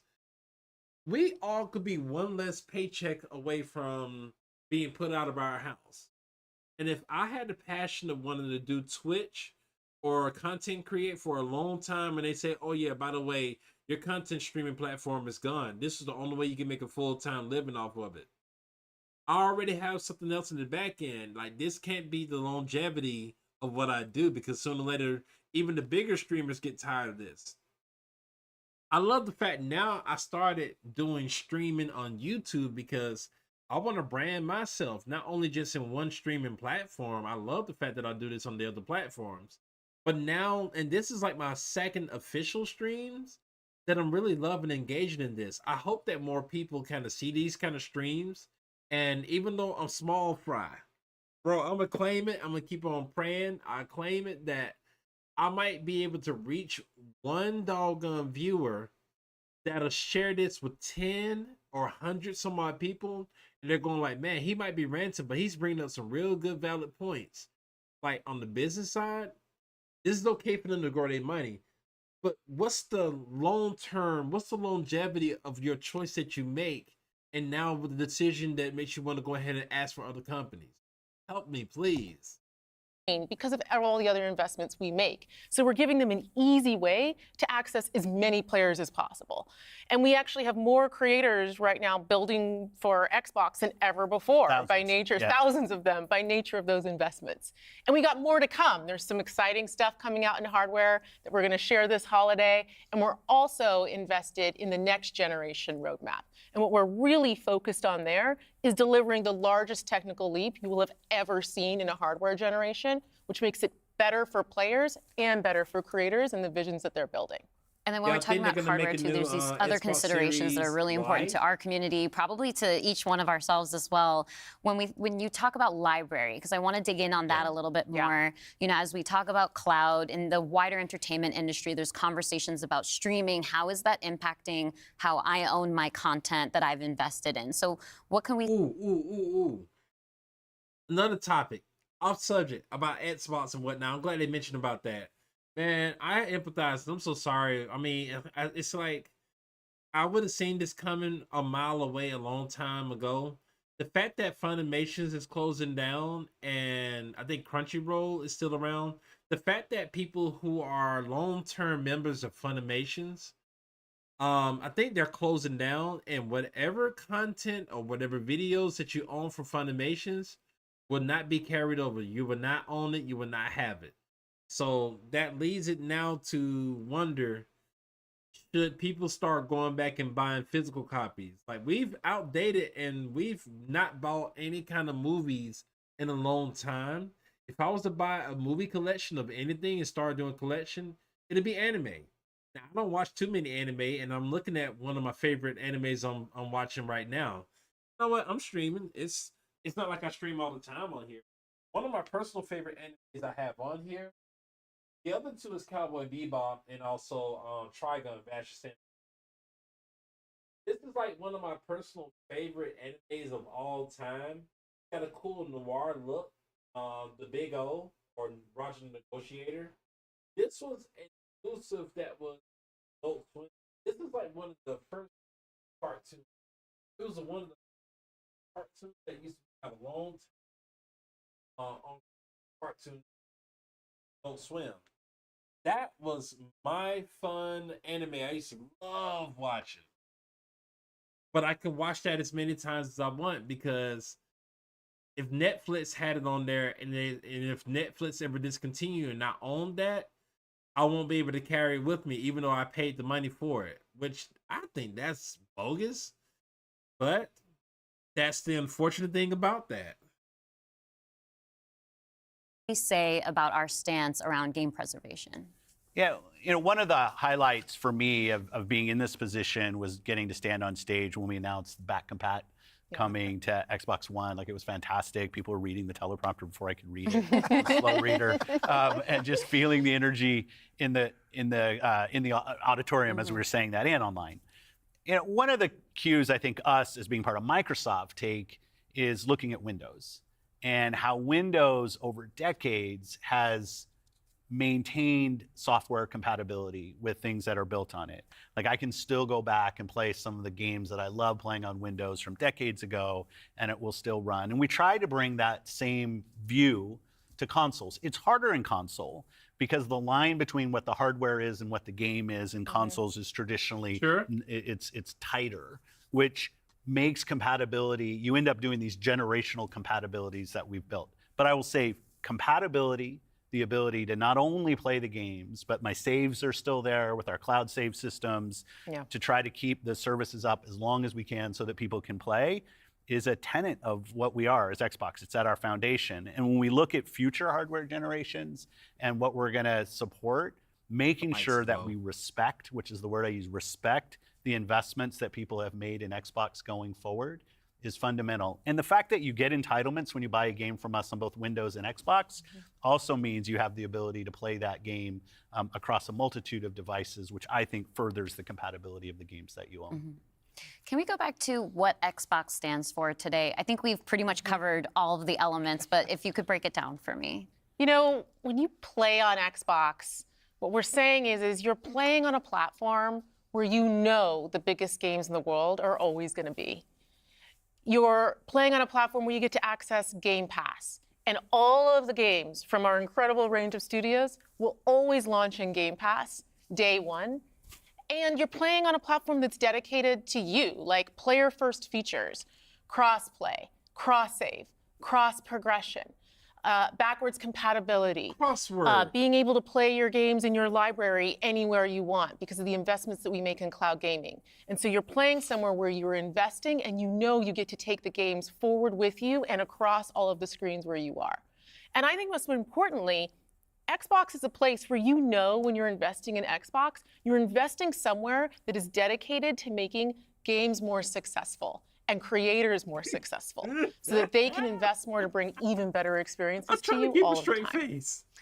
Yeah, just that investment in the studios is so, and we feel that as part of first party with the platform proximity. You know, it's kind of amazing now to look out across all the studios that we've got and just be reminded that we're now one of the biggest development organizations in the industry.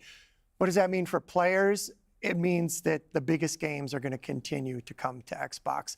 And this 2024, the year coming up, we've got more than 10 major releases coming up. Just Great 10? stuff. Hellblade 2. We've got Diablo expansion. Ooh. We've got Avowed, Ara, the Indiana Jones game. And there's more in development, which I think we're going to be able to share more about at our June showcase coming up pretty soon.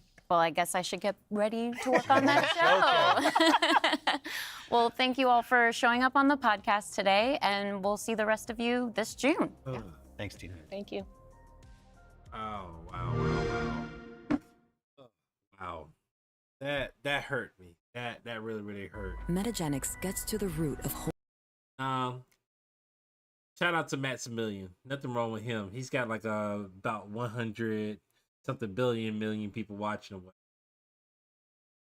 I want to go back to that because I want to read some of the comments that it has on there. I want to go back to And like it was fantastic. People were reading the teleprompter. cares about that. I want to read some of the comments that are on here, and it's almost like a lot of them, like 4,000. But we'll just get to about some of the comments, and I'll react to a few of them. This one has 4,000 likes. So basically, the internet blew this whole thing out of proportion. Yes, they honestly did, and they really. The whole first 5 minutes was the important gist of the whole podcast. What 4 games are they trying to put over there to different platforms? What 4 games? That's really all they really cared about. Finally, every YouTuber I seen streaming this will take over the conference. I just want all the old COD games on Game Pass. That will never happen. That will not ever in life happen. You might need to just go ahead and buy the old systems and play that because Black Ops 2, Activision is going to go on ahead and make a remaster of that and do nothing but just make the game worse than what it is. So that will probably in life never happen. Even if Activision has the, even if Xbox has the doggone developers from Activision to be able to do so, I don't think they'll be able to utilize that because their specs on the system is just way too dang limited. Way limited. Really hope Xbox starts adding more backwards compatible games in the future. I started seeing this comment a lot, and I'm starting to think that this was like the gist of a lot of things that people wish that the system would have. Being able to play all your games for Xbox 360 and everything else backwards compatible. But unfortunately, I have the Xbox X version, so I can't play them backwards compatible. It doesn't have a disc on there, so that's null and void for me. I decided to get that one because it was a cheaper one. I didn't have an Xbox One.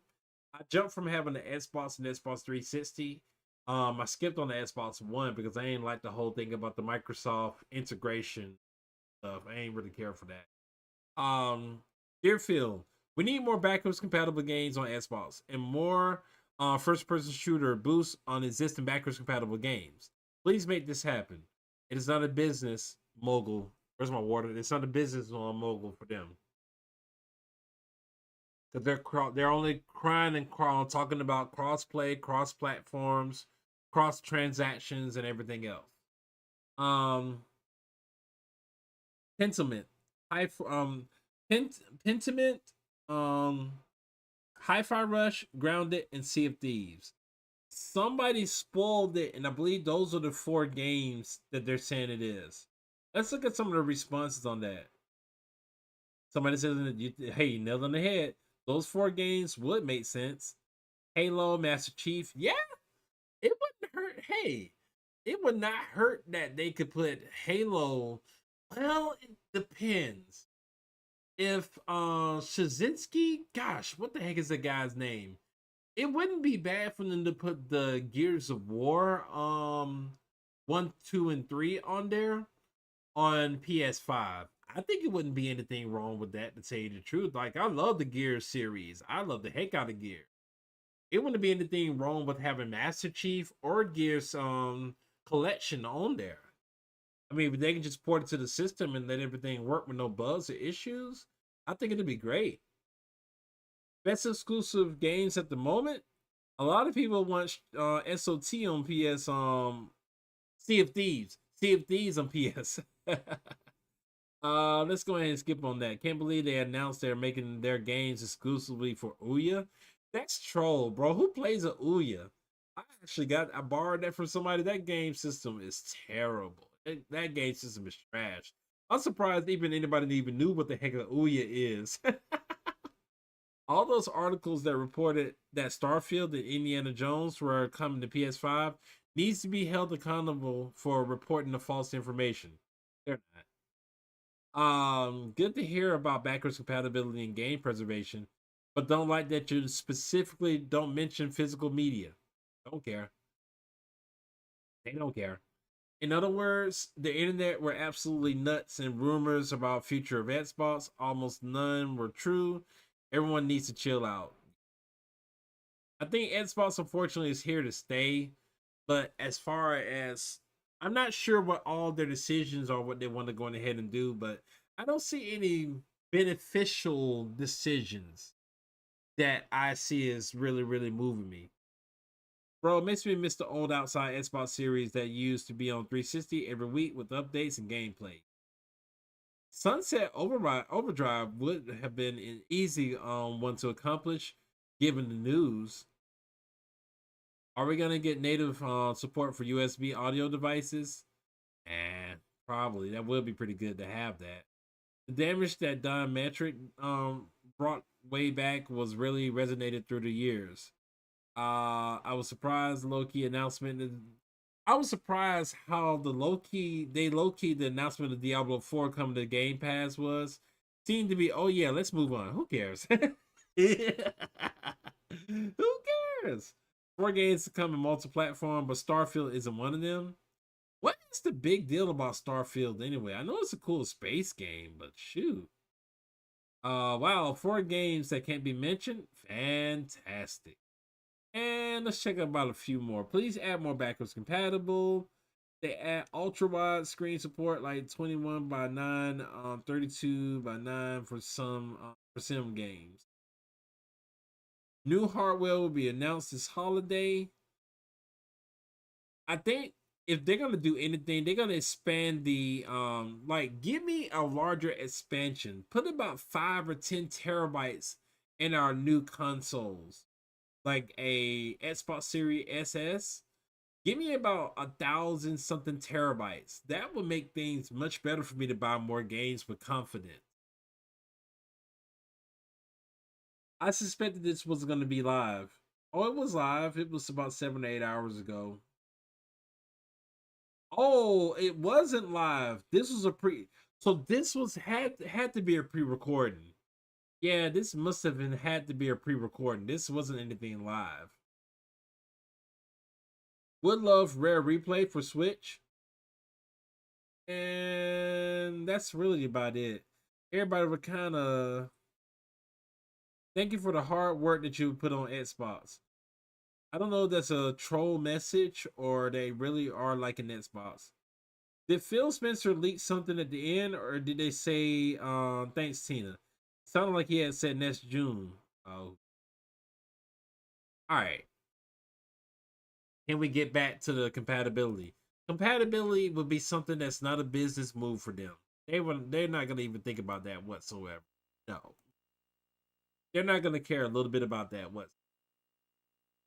So while I'm on my Xbox, gosh, Here are some games I would want to actually be seen as a future plan of wanting to be put on Xbox, whether if it's Game Pass or whether if it's a remastered or remake.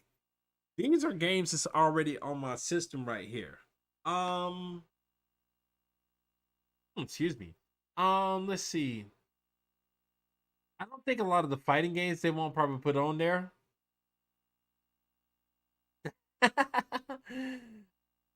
Yeah, sure. They need to make a revamped version of Conquer Live and Reloaded. That would be cool.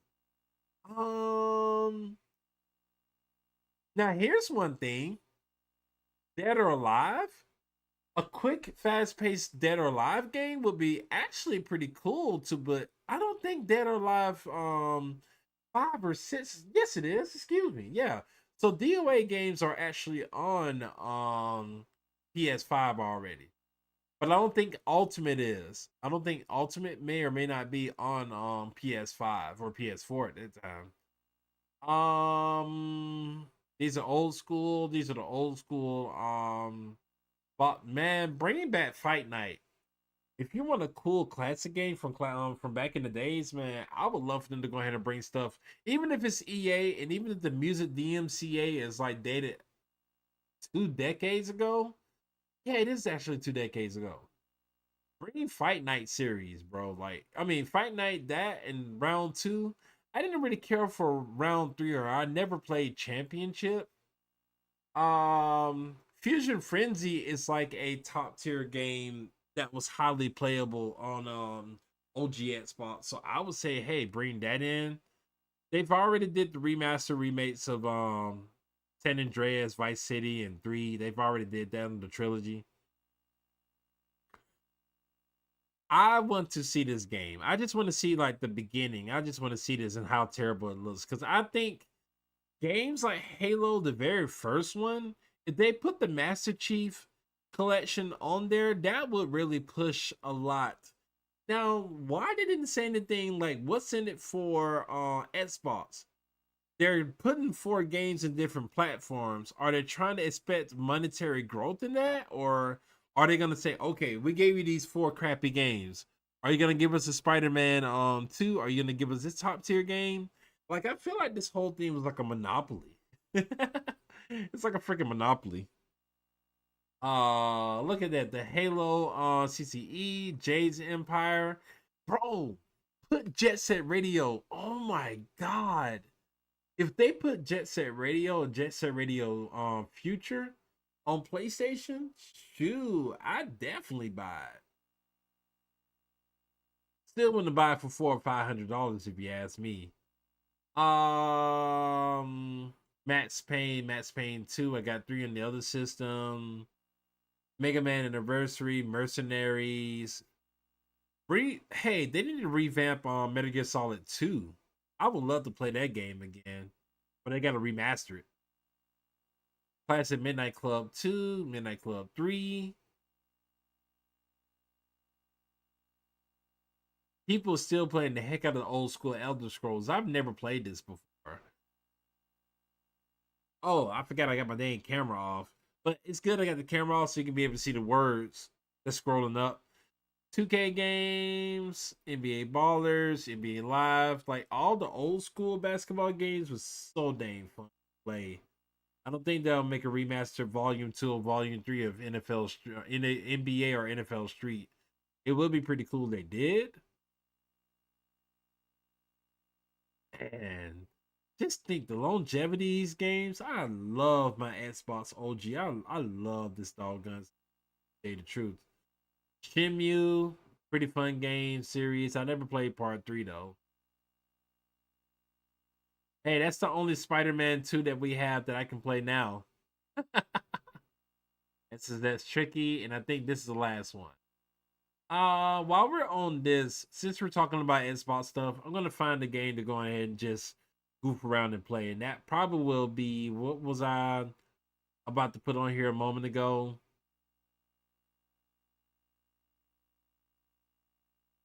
I passed by it. I said I was gonna go ahead and try to play it a little bit. Oh, I'm gonna play just the intro, just a little bit of Halo, just to see how crappy it looks. So let me just play a little bit of this for just a moment. Oops, that's the wrong one. And I got my display on. I don't know why I still got it on.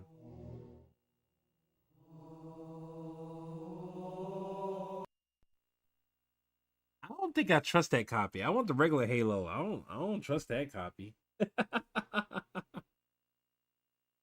All right, let me put my camera back on.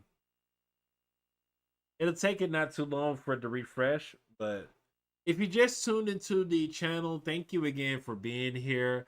If I'm new to your YouTube channel, please feel free to go ahead and follow and make sure subscribe and make sure you hit the notifications. I don't want to play that song. Don't get bopped this early. I stream a variety of different games, old school and new school and current gen stuff. I stream typically on Twitch Tuesdays, Thursdays, Saturdays, and Sundays. It might be less days because now I'm trying to stream more content on here on YouTube. If you like everything about the channel, please make sure you share. I might can do this on my. Can I do this while I? If you mind just hitting that heart and make it just float up just like that a couple of times, that would help me out so very much. Or even the emojis or anything like that. If you can see that on there, show some love and do that way. Like the stream and also share it with your friends as well too. All right, let's go ahead and play a little bit of Halo for a little bit.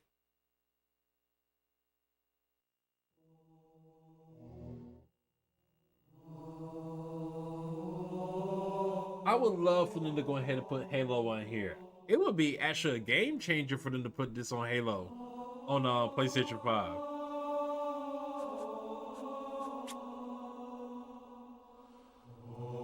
We're gonna use the same file. Wait, is this the beginning? You have a game in progress. Oh shoot. I was only on the second stage? Really? Oh well. Let's just look at some of the beginning stuff.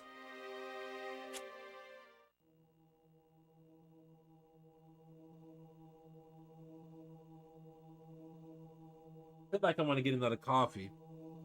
Well, I think I brought in some real good topics relating to the Xbox's podcast. I really didn't see too many beneficial news and things on there. They tried to plug some stuff about Diablo and things, and we didn't really care for that.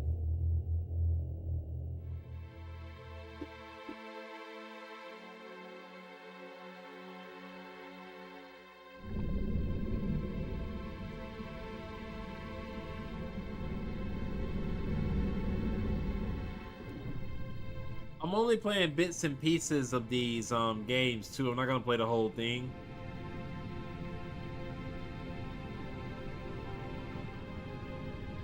And to those viewing, thank you. I appreciate you being here. Thank you so darn much. I think we both know the answer to that.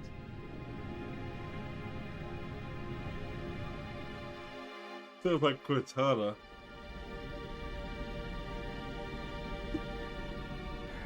We made a blind jump. How did they... Get here first? The Covenant ships have always been faster. As for tracking us all the way from Reach, at light speed my maneuvering options were limited. We were running dark, yes? Until we decelerated, no one could have missed the hole we tore in subspace. They were waiting Old school for us Cortana. outside the planet. So, where do we stand? Our fighters are mopping up the last of their recon picket now, nothing serious. But I've isolated approach signatures for multiple CCS-class battle groups. Make it 3 capital ships per group. And in about 90 seconds, they'll be all over us. Well, that's it then. Bring the ship back up to Combat Alert Alpha. Everyone, sir? And Cortana. Let's give our old friends a warm welcome. I've already begun.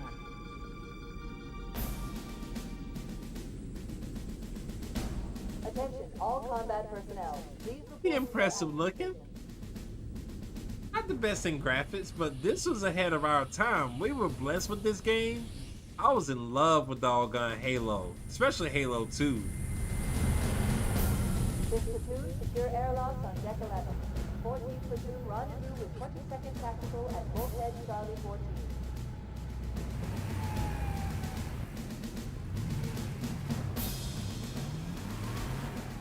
You heard the lady. Move like you got a purpose. This is not a drill. I repeat, this is not a drill. Once again, it is our job to finish what the flyboys started.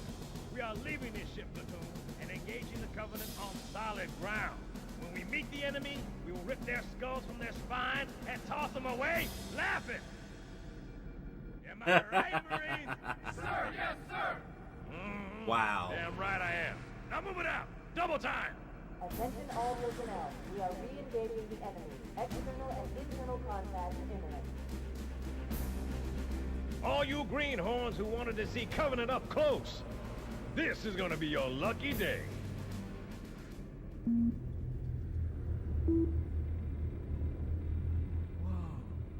Sir? Right. Let's thaw him out. Okay. Bringing low-level systems online. Cracking the case in 30 seconds. I feel like this is a scene from Demolition Man. He's hot! Blowing the pins in 5. Oh, so Master Chief was cryogenically frozen to begin with? Sorry for the quick thaw, Master Chief. Things are a little hectic right now. The disorientation should pass quickly. Welcome back, sir. We'll have you battle-ready stat. Chief, please look around the room. I need to get a calibration reading for your battlesuit's diagnostics. Good. Thank you, sir. I'm bringing your health monitors online, sir.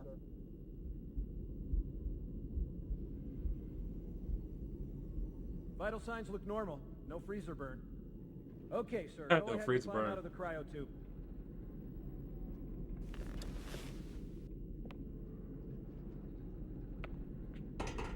Good old Master Chief. I gave you a double dose of the wake-up stim. Take a quick walk around the cryo bay and join me at the optical diagnostic station when you're ready.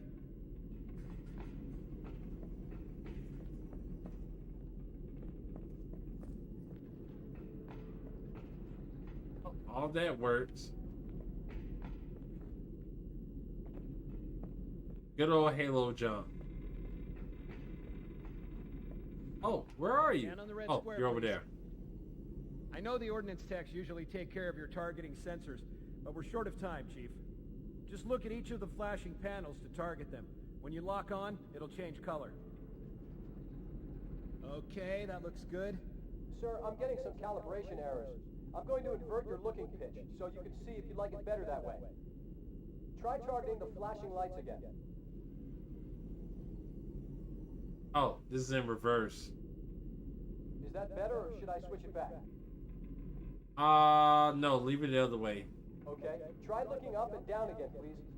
Do you want me to leave it like that, or switch it again?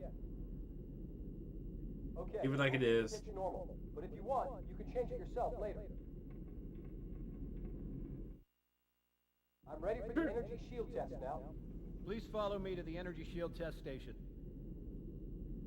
Fire teams, report to defensive positions Alpha through Sierra. Sensors show inbound Covenant boarding craft. Stand by to repel boarders. I'm here, hurry up.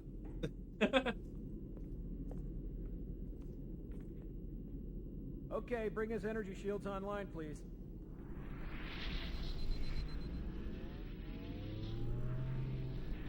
Ooh, pretty. Read as fully charged.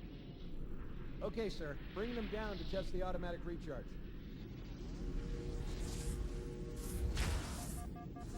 Ouch.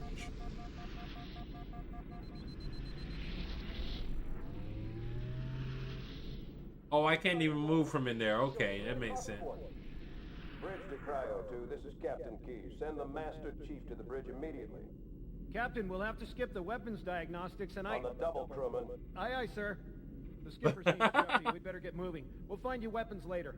Okay, I'll leave the self-diagnostics running at least. Good idea. You'd better get to your evac group, Sam. Oh God, they're trying to get through the door. Oh no! Oh no! Sam, You better run, bro. Oh no! this way. Bro, you should have ran. Move.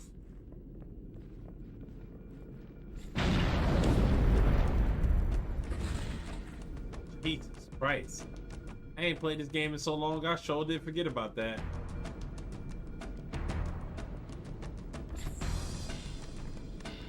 Man, I forgot about that. Whoa! Oh, it's dark and scary. I can't believe this is happening. Help me! I can't. I don't have a gun. Through those glass doors. Wait for me! Whoa! Can't go that way.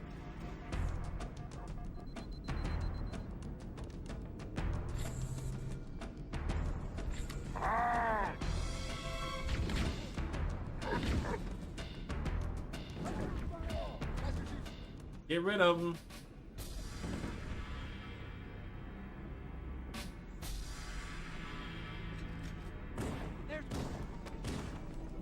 Do we get a gun yet? Yes? No? Oh, no. On the bridge, ASAP. I'm trying. You're in my way. Oh, I do go that way. Help me! Found them! Get clear, Chief! I'm trying. Oh, no, no, no, no.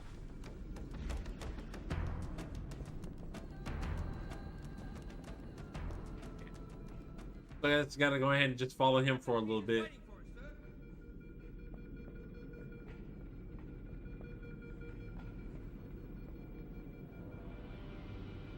Captain Keys.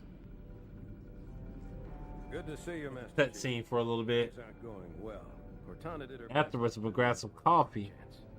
A dozen Covenant superior battleships against a single Halcyon-class cruiser. With those odds, I'm content with 3. Make that 4 kills. Sleep well? Good old Cortana. Yes. So you did miss me. Report. It must have been one of their boarding parties. I guess an antimatter charge. Control for the main cannon is offline. Captain, the cannon was my last offensive option. All right, then. I'm initiating Cole Protocol Article 2. We're abandoning the Autumn. That means you too, Cortana. While you do what? Go down with the ship? In a matter of speaking. The object we found, I'm gonna try and land the Autumn on it. With all due respect, sir, this war has enough dead heroes. I appreciate your concern, Cortana, but it's not up to me. The protocol is clear. Destruction or capture of a shipboard AI is absolutely unacceptable, and that means you're leaving ship. Lock in a selection of emergency landing zones, upload them to my neural lace. Aye, aye, sir. Which is where you come in, Chief.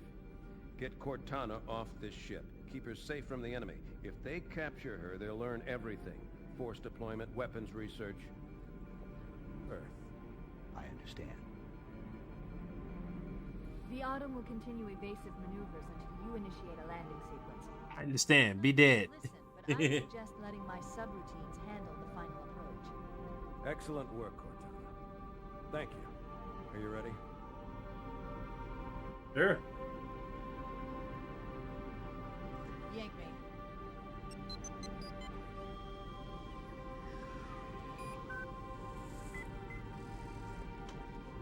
Good luck, Master Chief.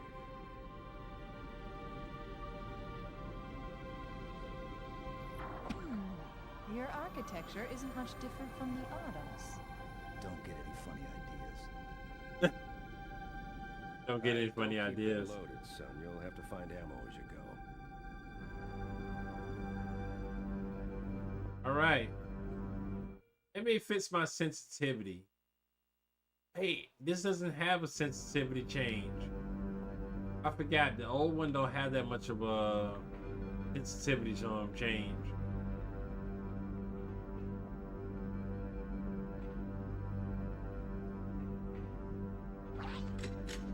Here we go.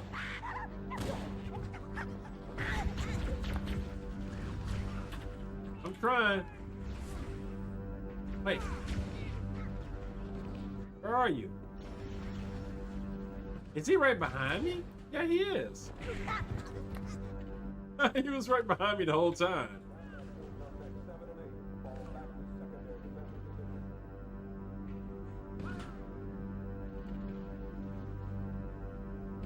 Excuse me. I must be passing the door. Those Marines could use some help, Chief. Do what you do best.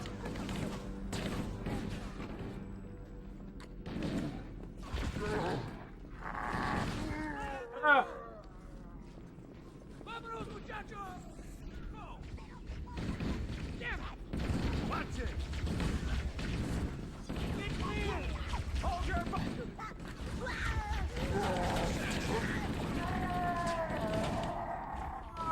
Sorry, soldier. Let's find him.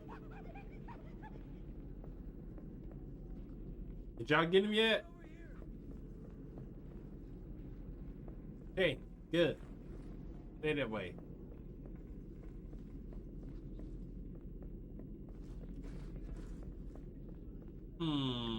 Is it this way? Yeah, I think so. Reserve combat teams on decks 5 through 9. Fall back to their position.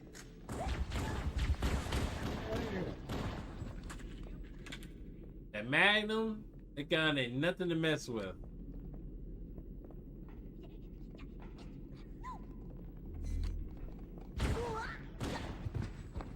Woo!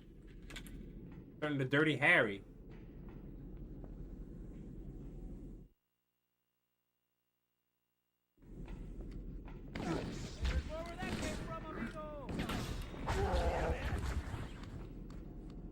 Guess he was facing the opposite way so I can learn how to just hit him with the melee. Get us! Move in! Back to the airlock! We could use your help, sir.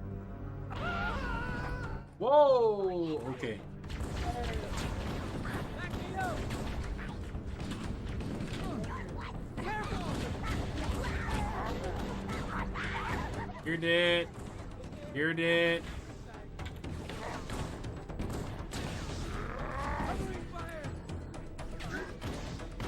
Stop running!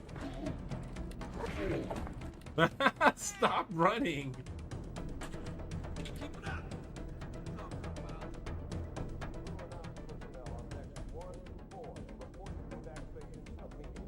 Okay. You're dead.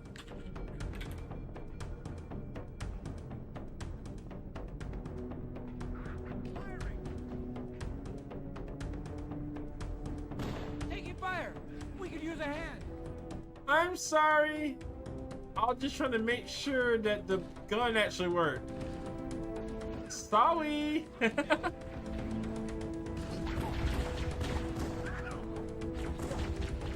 Man, any other time the game would have doggone said, hey, game over, you shouldn't be doing the friendly fire. Oh no.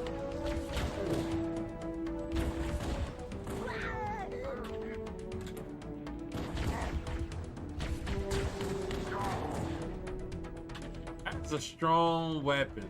Like seriously, that is a darn strong weapon. You dead? What the heck?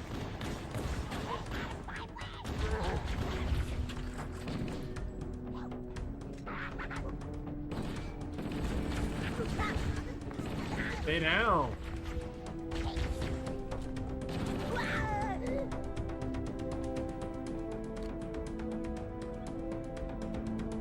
Right. A couple more bullets. That'll help out.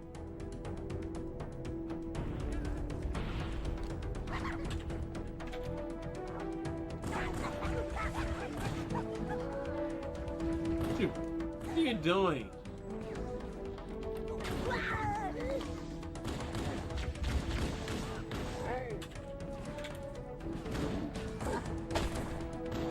Ouch.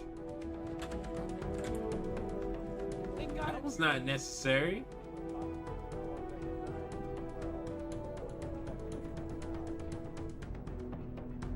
Whoa! Go through this way. Let's do it! I was say let's do this, but y'all are actually behind the scenes.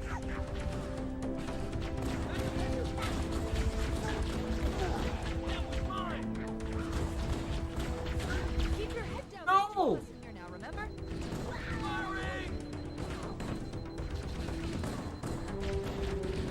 Want some more?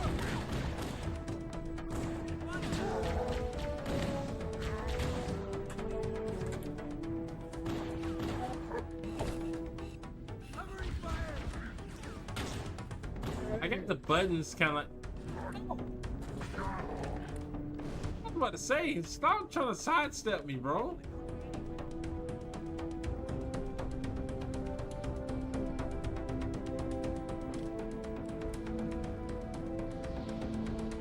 Okay, can't go that way. What am I missing? There was another door? Oops, I'm pressing the wrong button. Follow where they're shooting you at. Oh, it's over here. Alright, the music's done. Thank God.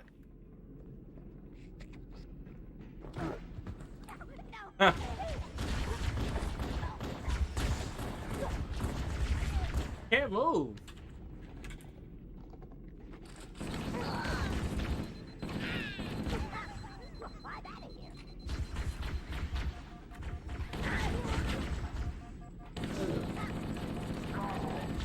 There we go. Close.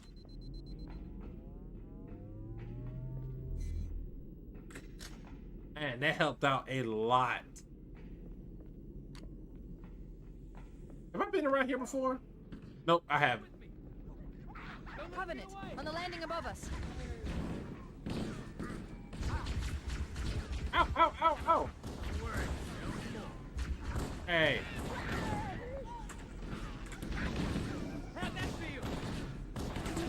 Stop running. Stop running.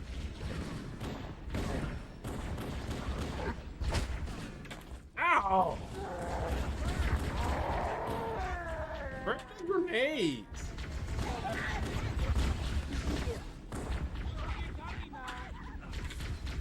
Right.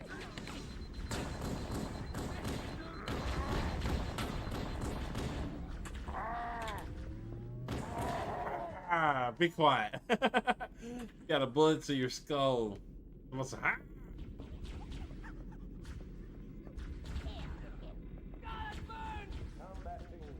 Okay, y'all just gonna stand there? Fine.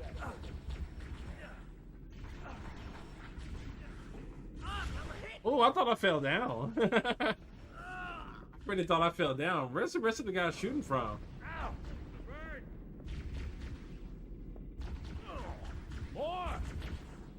Oh, here we go.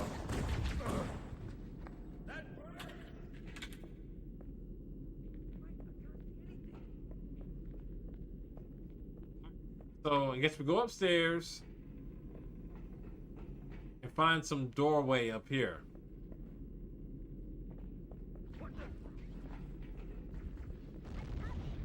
All right, move, teammate, please.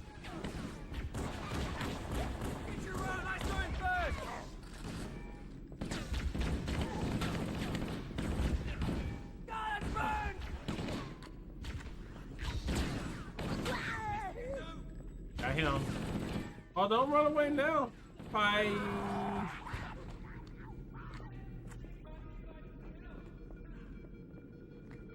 Alright, why am I going through? Oh no! No. Those guys are weak and they still causing damage. No! That's what I'm talking about, oh yeah! Oh no!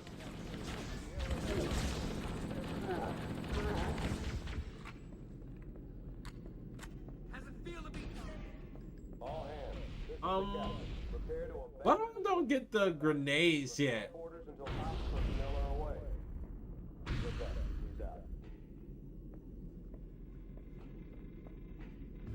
The Okay. life pods are launching. We should hurry. I'm trying. Warning, blast doors closing. Covenant are destroying the life pods. We have to use the ship's maintenance access ways. Follow the nav point. It will lead you to an opening. I'm trying. Alright, I'm at the nav point. Move.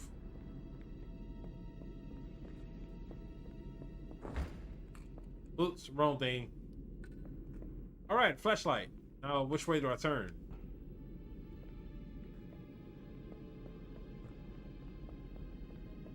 Okay, I think I'll go this way. All combat personnel, fall back to tertiary defensive positions. No dead end, no dead end. Oh no! Okay.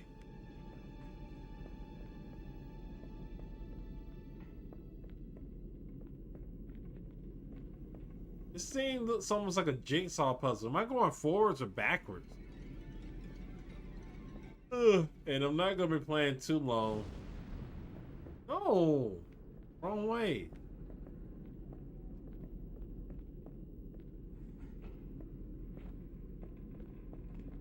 Alright. Wait, didn't I just see that doorway again? Like, why does it keep on mimicking?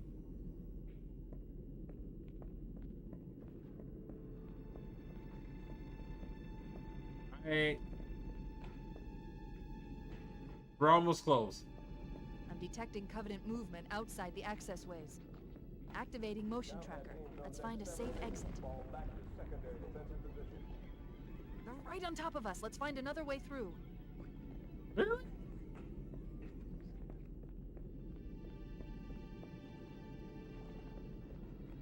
We're too close. We need to find another route. Right. This is the way. Motion tracker shows all clear. Wait. We need to get through that door, but it's been damaged by an explosion. Analyzing. The door's Okay, control can't go through there? mechanism is off Fine. but it's taken a lot of damage. You should be able to bash it open with the butt of your weapon. Oh, I do. I forgot. I hadn't hit the little melee button.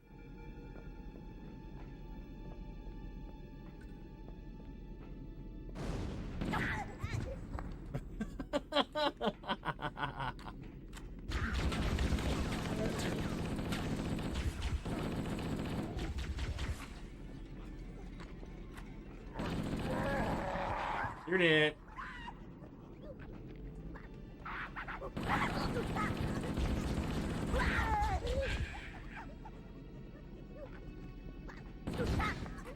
What's all of these little guys? I can just melee him. Oh, never mind, never mind.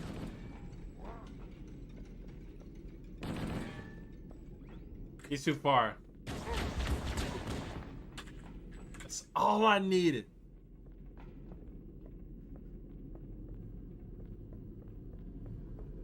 It looks like the Covenant wanted to catch you napping. Okay. Uh-oh. Are they in here with me? Yeah, I think they're outside there. Oh.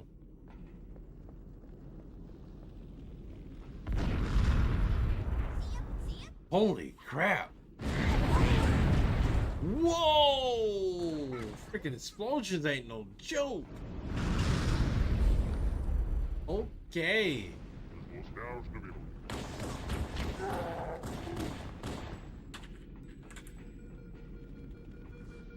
Get through there. Oh, I can't.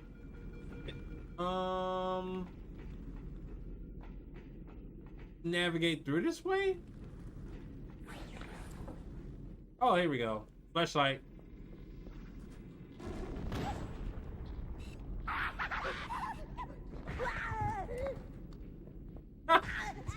It's so funny doing that.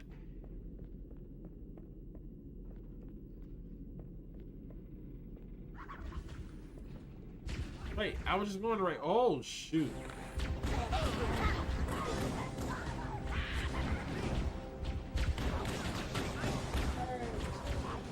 No.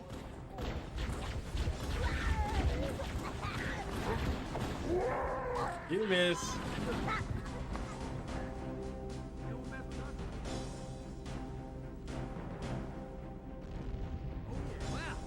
Oh, can't go up there.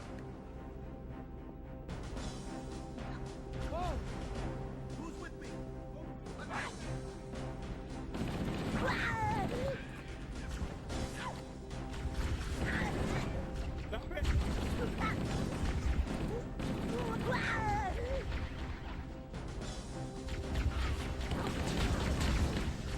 A rocket launcher, man, or something, that would be good.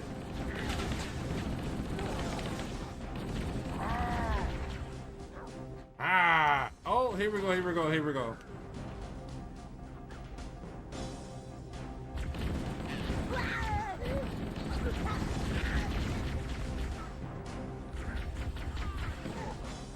Okay, I'm just one of those to the guy like it ain't nothing. I need to be careful.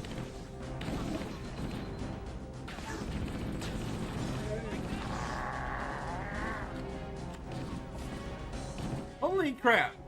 Really? Really? Really? Where did he come from? Is he behind? The damage to the superstructure is extensive. I don't know how much more damage Damn. the Autumn can take. Bro, he hit the crap out of me. No, that's not it.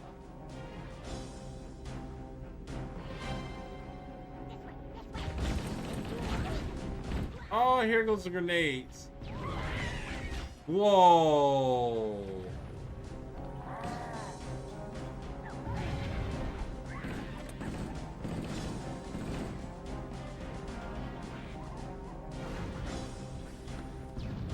I gotta be.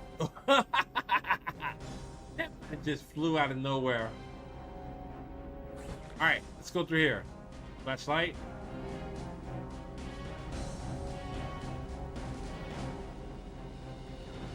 How do I turn the wrong way? Oh, here we go. There's one last lifeboat. Quickly, get aboard before it launches.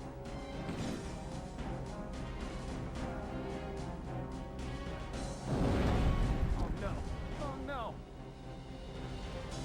Ah! Now would be a very good time to leave. Basically. Punch it. I'm gonna do this cutscene. Grab me some coffee.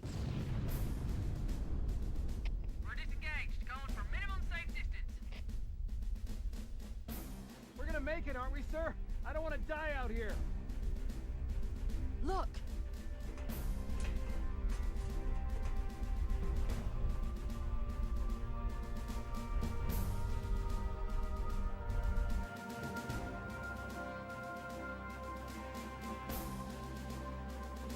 What is that thing, Lieutenant? Hell if I know, but we're landing on it. Knew it. The Autumn's accelerating. Keys is going in manual.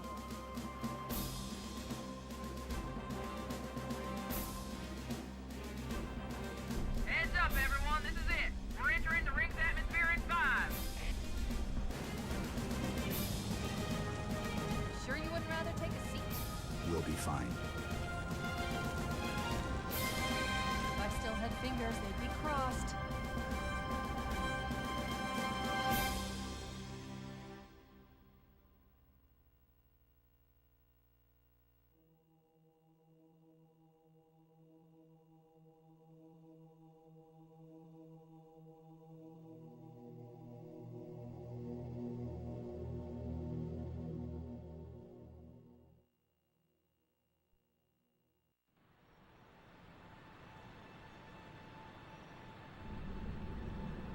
We're coming in too fast. Damn, air brake failure. They flew too early. I'm losing her. Brakes are intact. Ooh, the controller's vibrating too much. Scared the hell out of me. Chief? Chief, can you hear me? At last. Are you all right? Can you move? No, I can't. All right, let me go ahead and just save this. All right. More games to come, but I think tonight, and I've been doing this a little bit better on the streaming side for YouTube. I ain't wanting to kind of play almost like 2, 3, 4 hours like I usually do, but what I wanted to go ahead and do was end the stream. But I did want to say thank you so very much to Brent. Oh, wait. Why is this thing not working? Uh-oh. Oh, there it is. I really, really want to just say thank you so very much to those that was in the stream that was watching it. Some of my new faces. Thank you so much, Timeless Backlog, my friend Danny. Thank you, Brandon, that came in to show love as well too. I appreciate both of you guys so very much. To those in the channel, please make sure you follow and subscribe to my channel. If you want to dono, And if that link actually works, I got a dono channel as well. And then also the most important thing are my socials. Every one of my socials are condensed into this link, and it's from my link tree. So if you want to follow me either through my YouTube, TikTok, or anything else, be happy to go on ahead and do so. It should pop up at some point. There it is. Make sure you go on that link, well trusted, and make sure you like me if you don't mind. What I like about this compared to other streaming, I don't have to worry about doing raids. I'm very happy about that. But yeah, current time now 12:31. I probably stream for about an hour and a half or under 2 hours. So I'm getting a little sleepy. I just want to say thank you to all of those in the channel that's continuing to help me strive to get more exposure with good friends, family, and thank you for just hearing all the words I was talking about in regards to Xbox. Can't plan on whatever the next stream is going to be, but like I said, I'm going to do more streams on here more consistently. So with that being said, y'all, I thank you so very much. I love you very much. And let's continue to game on. Peace.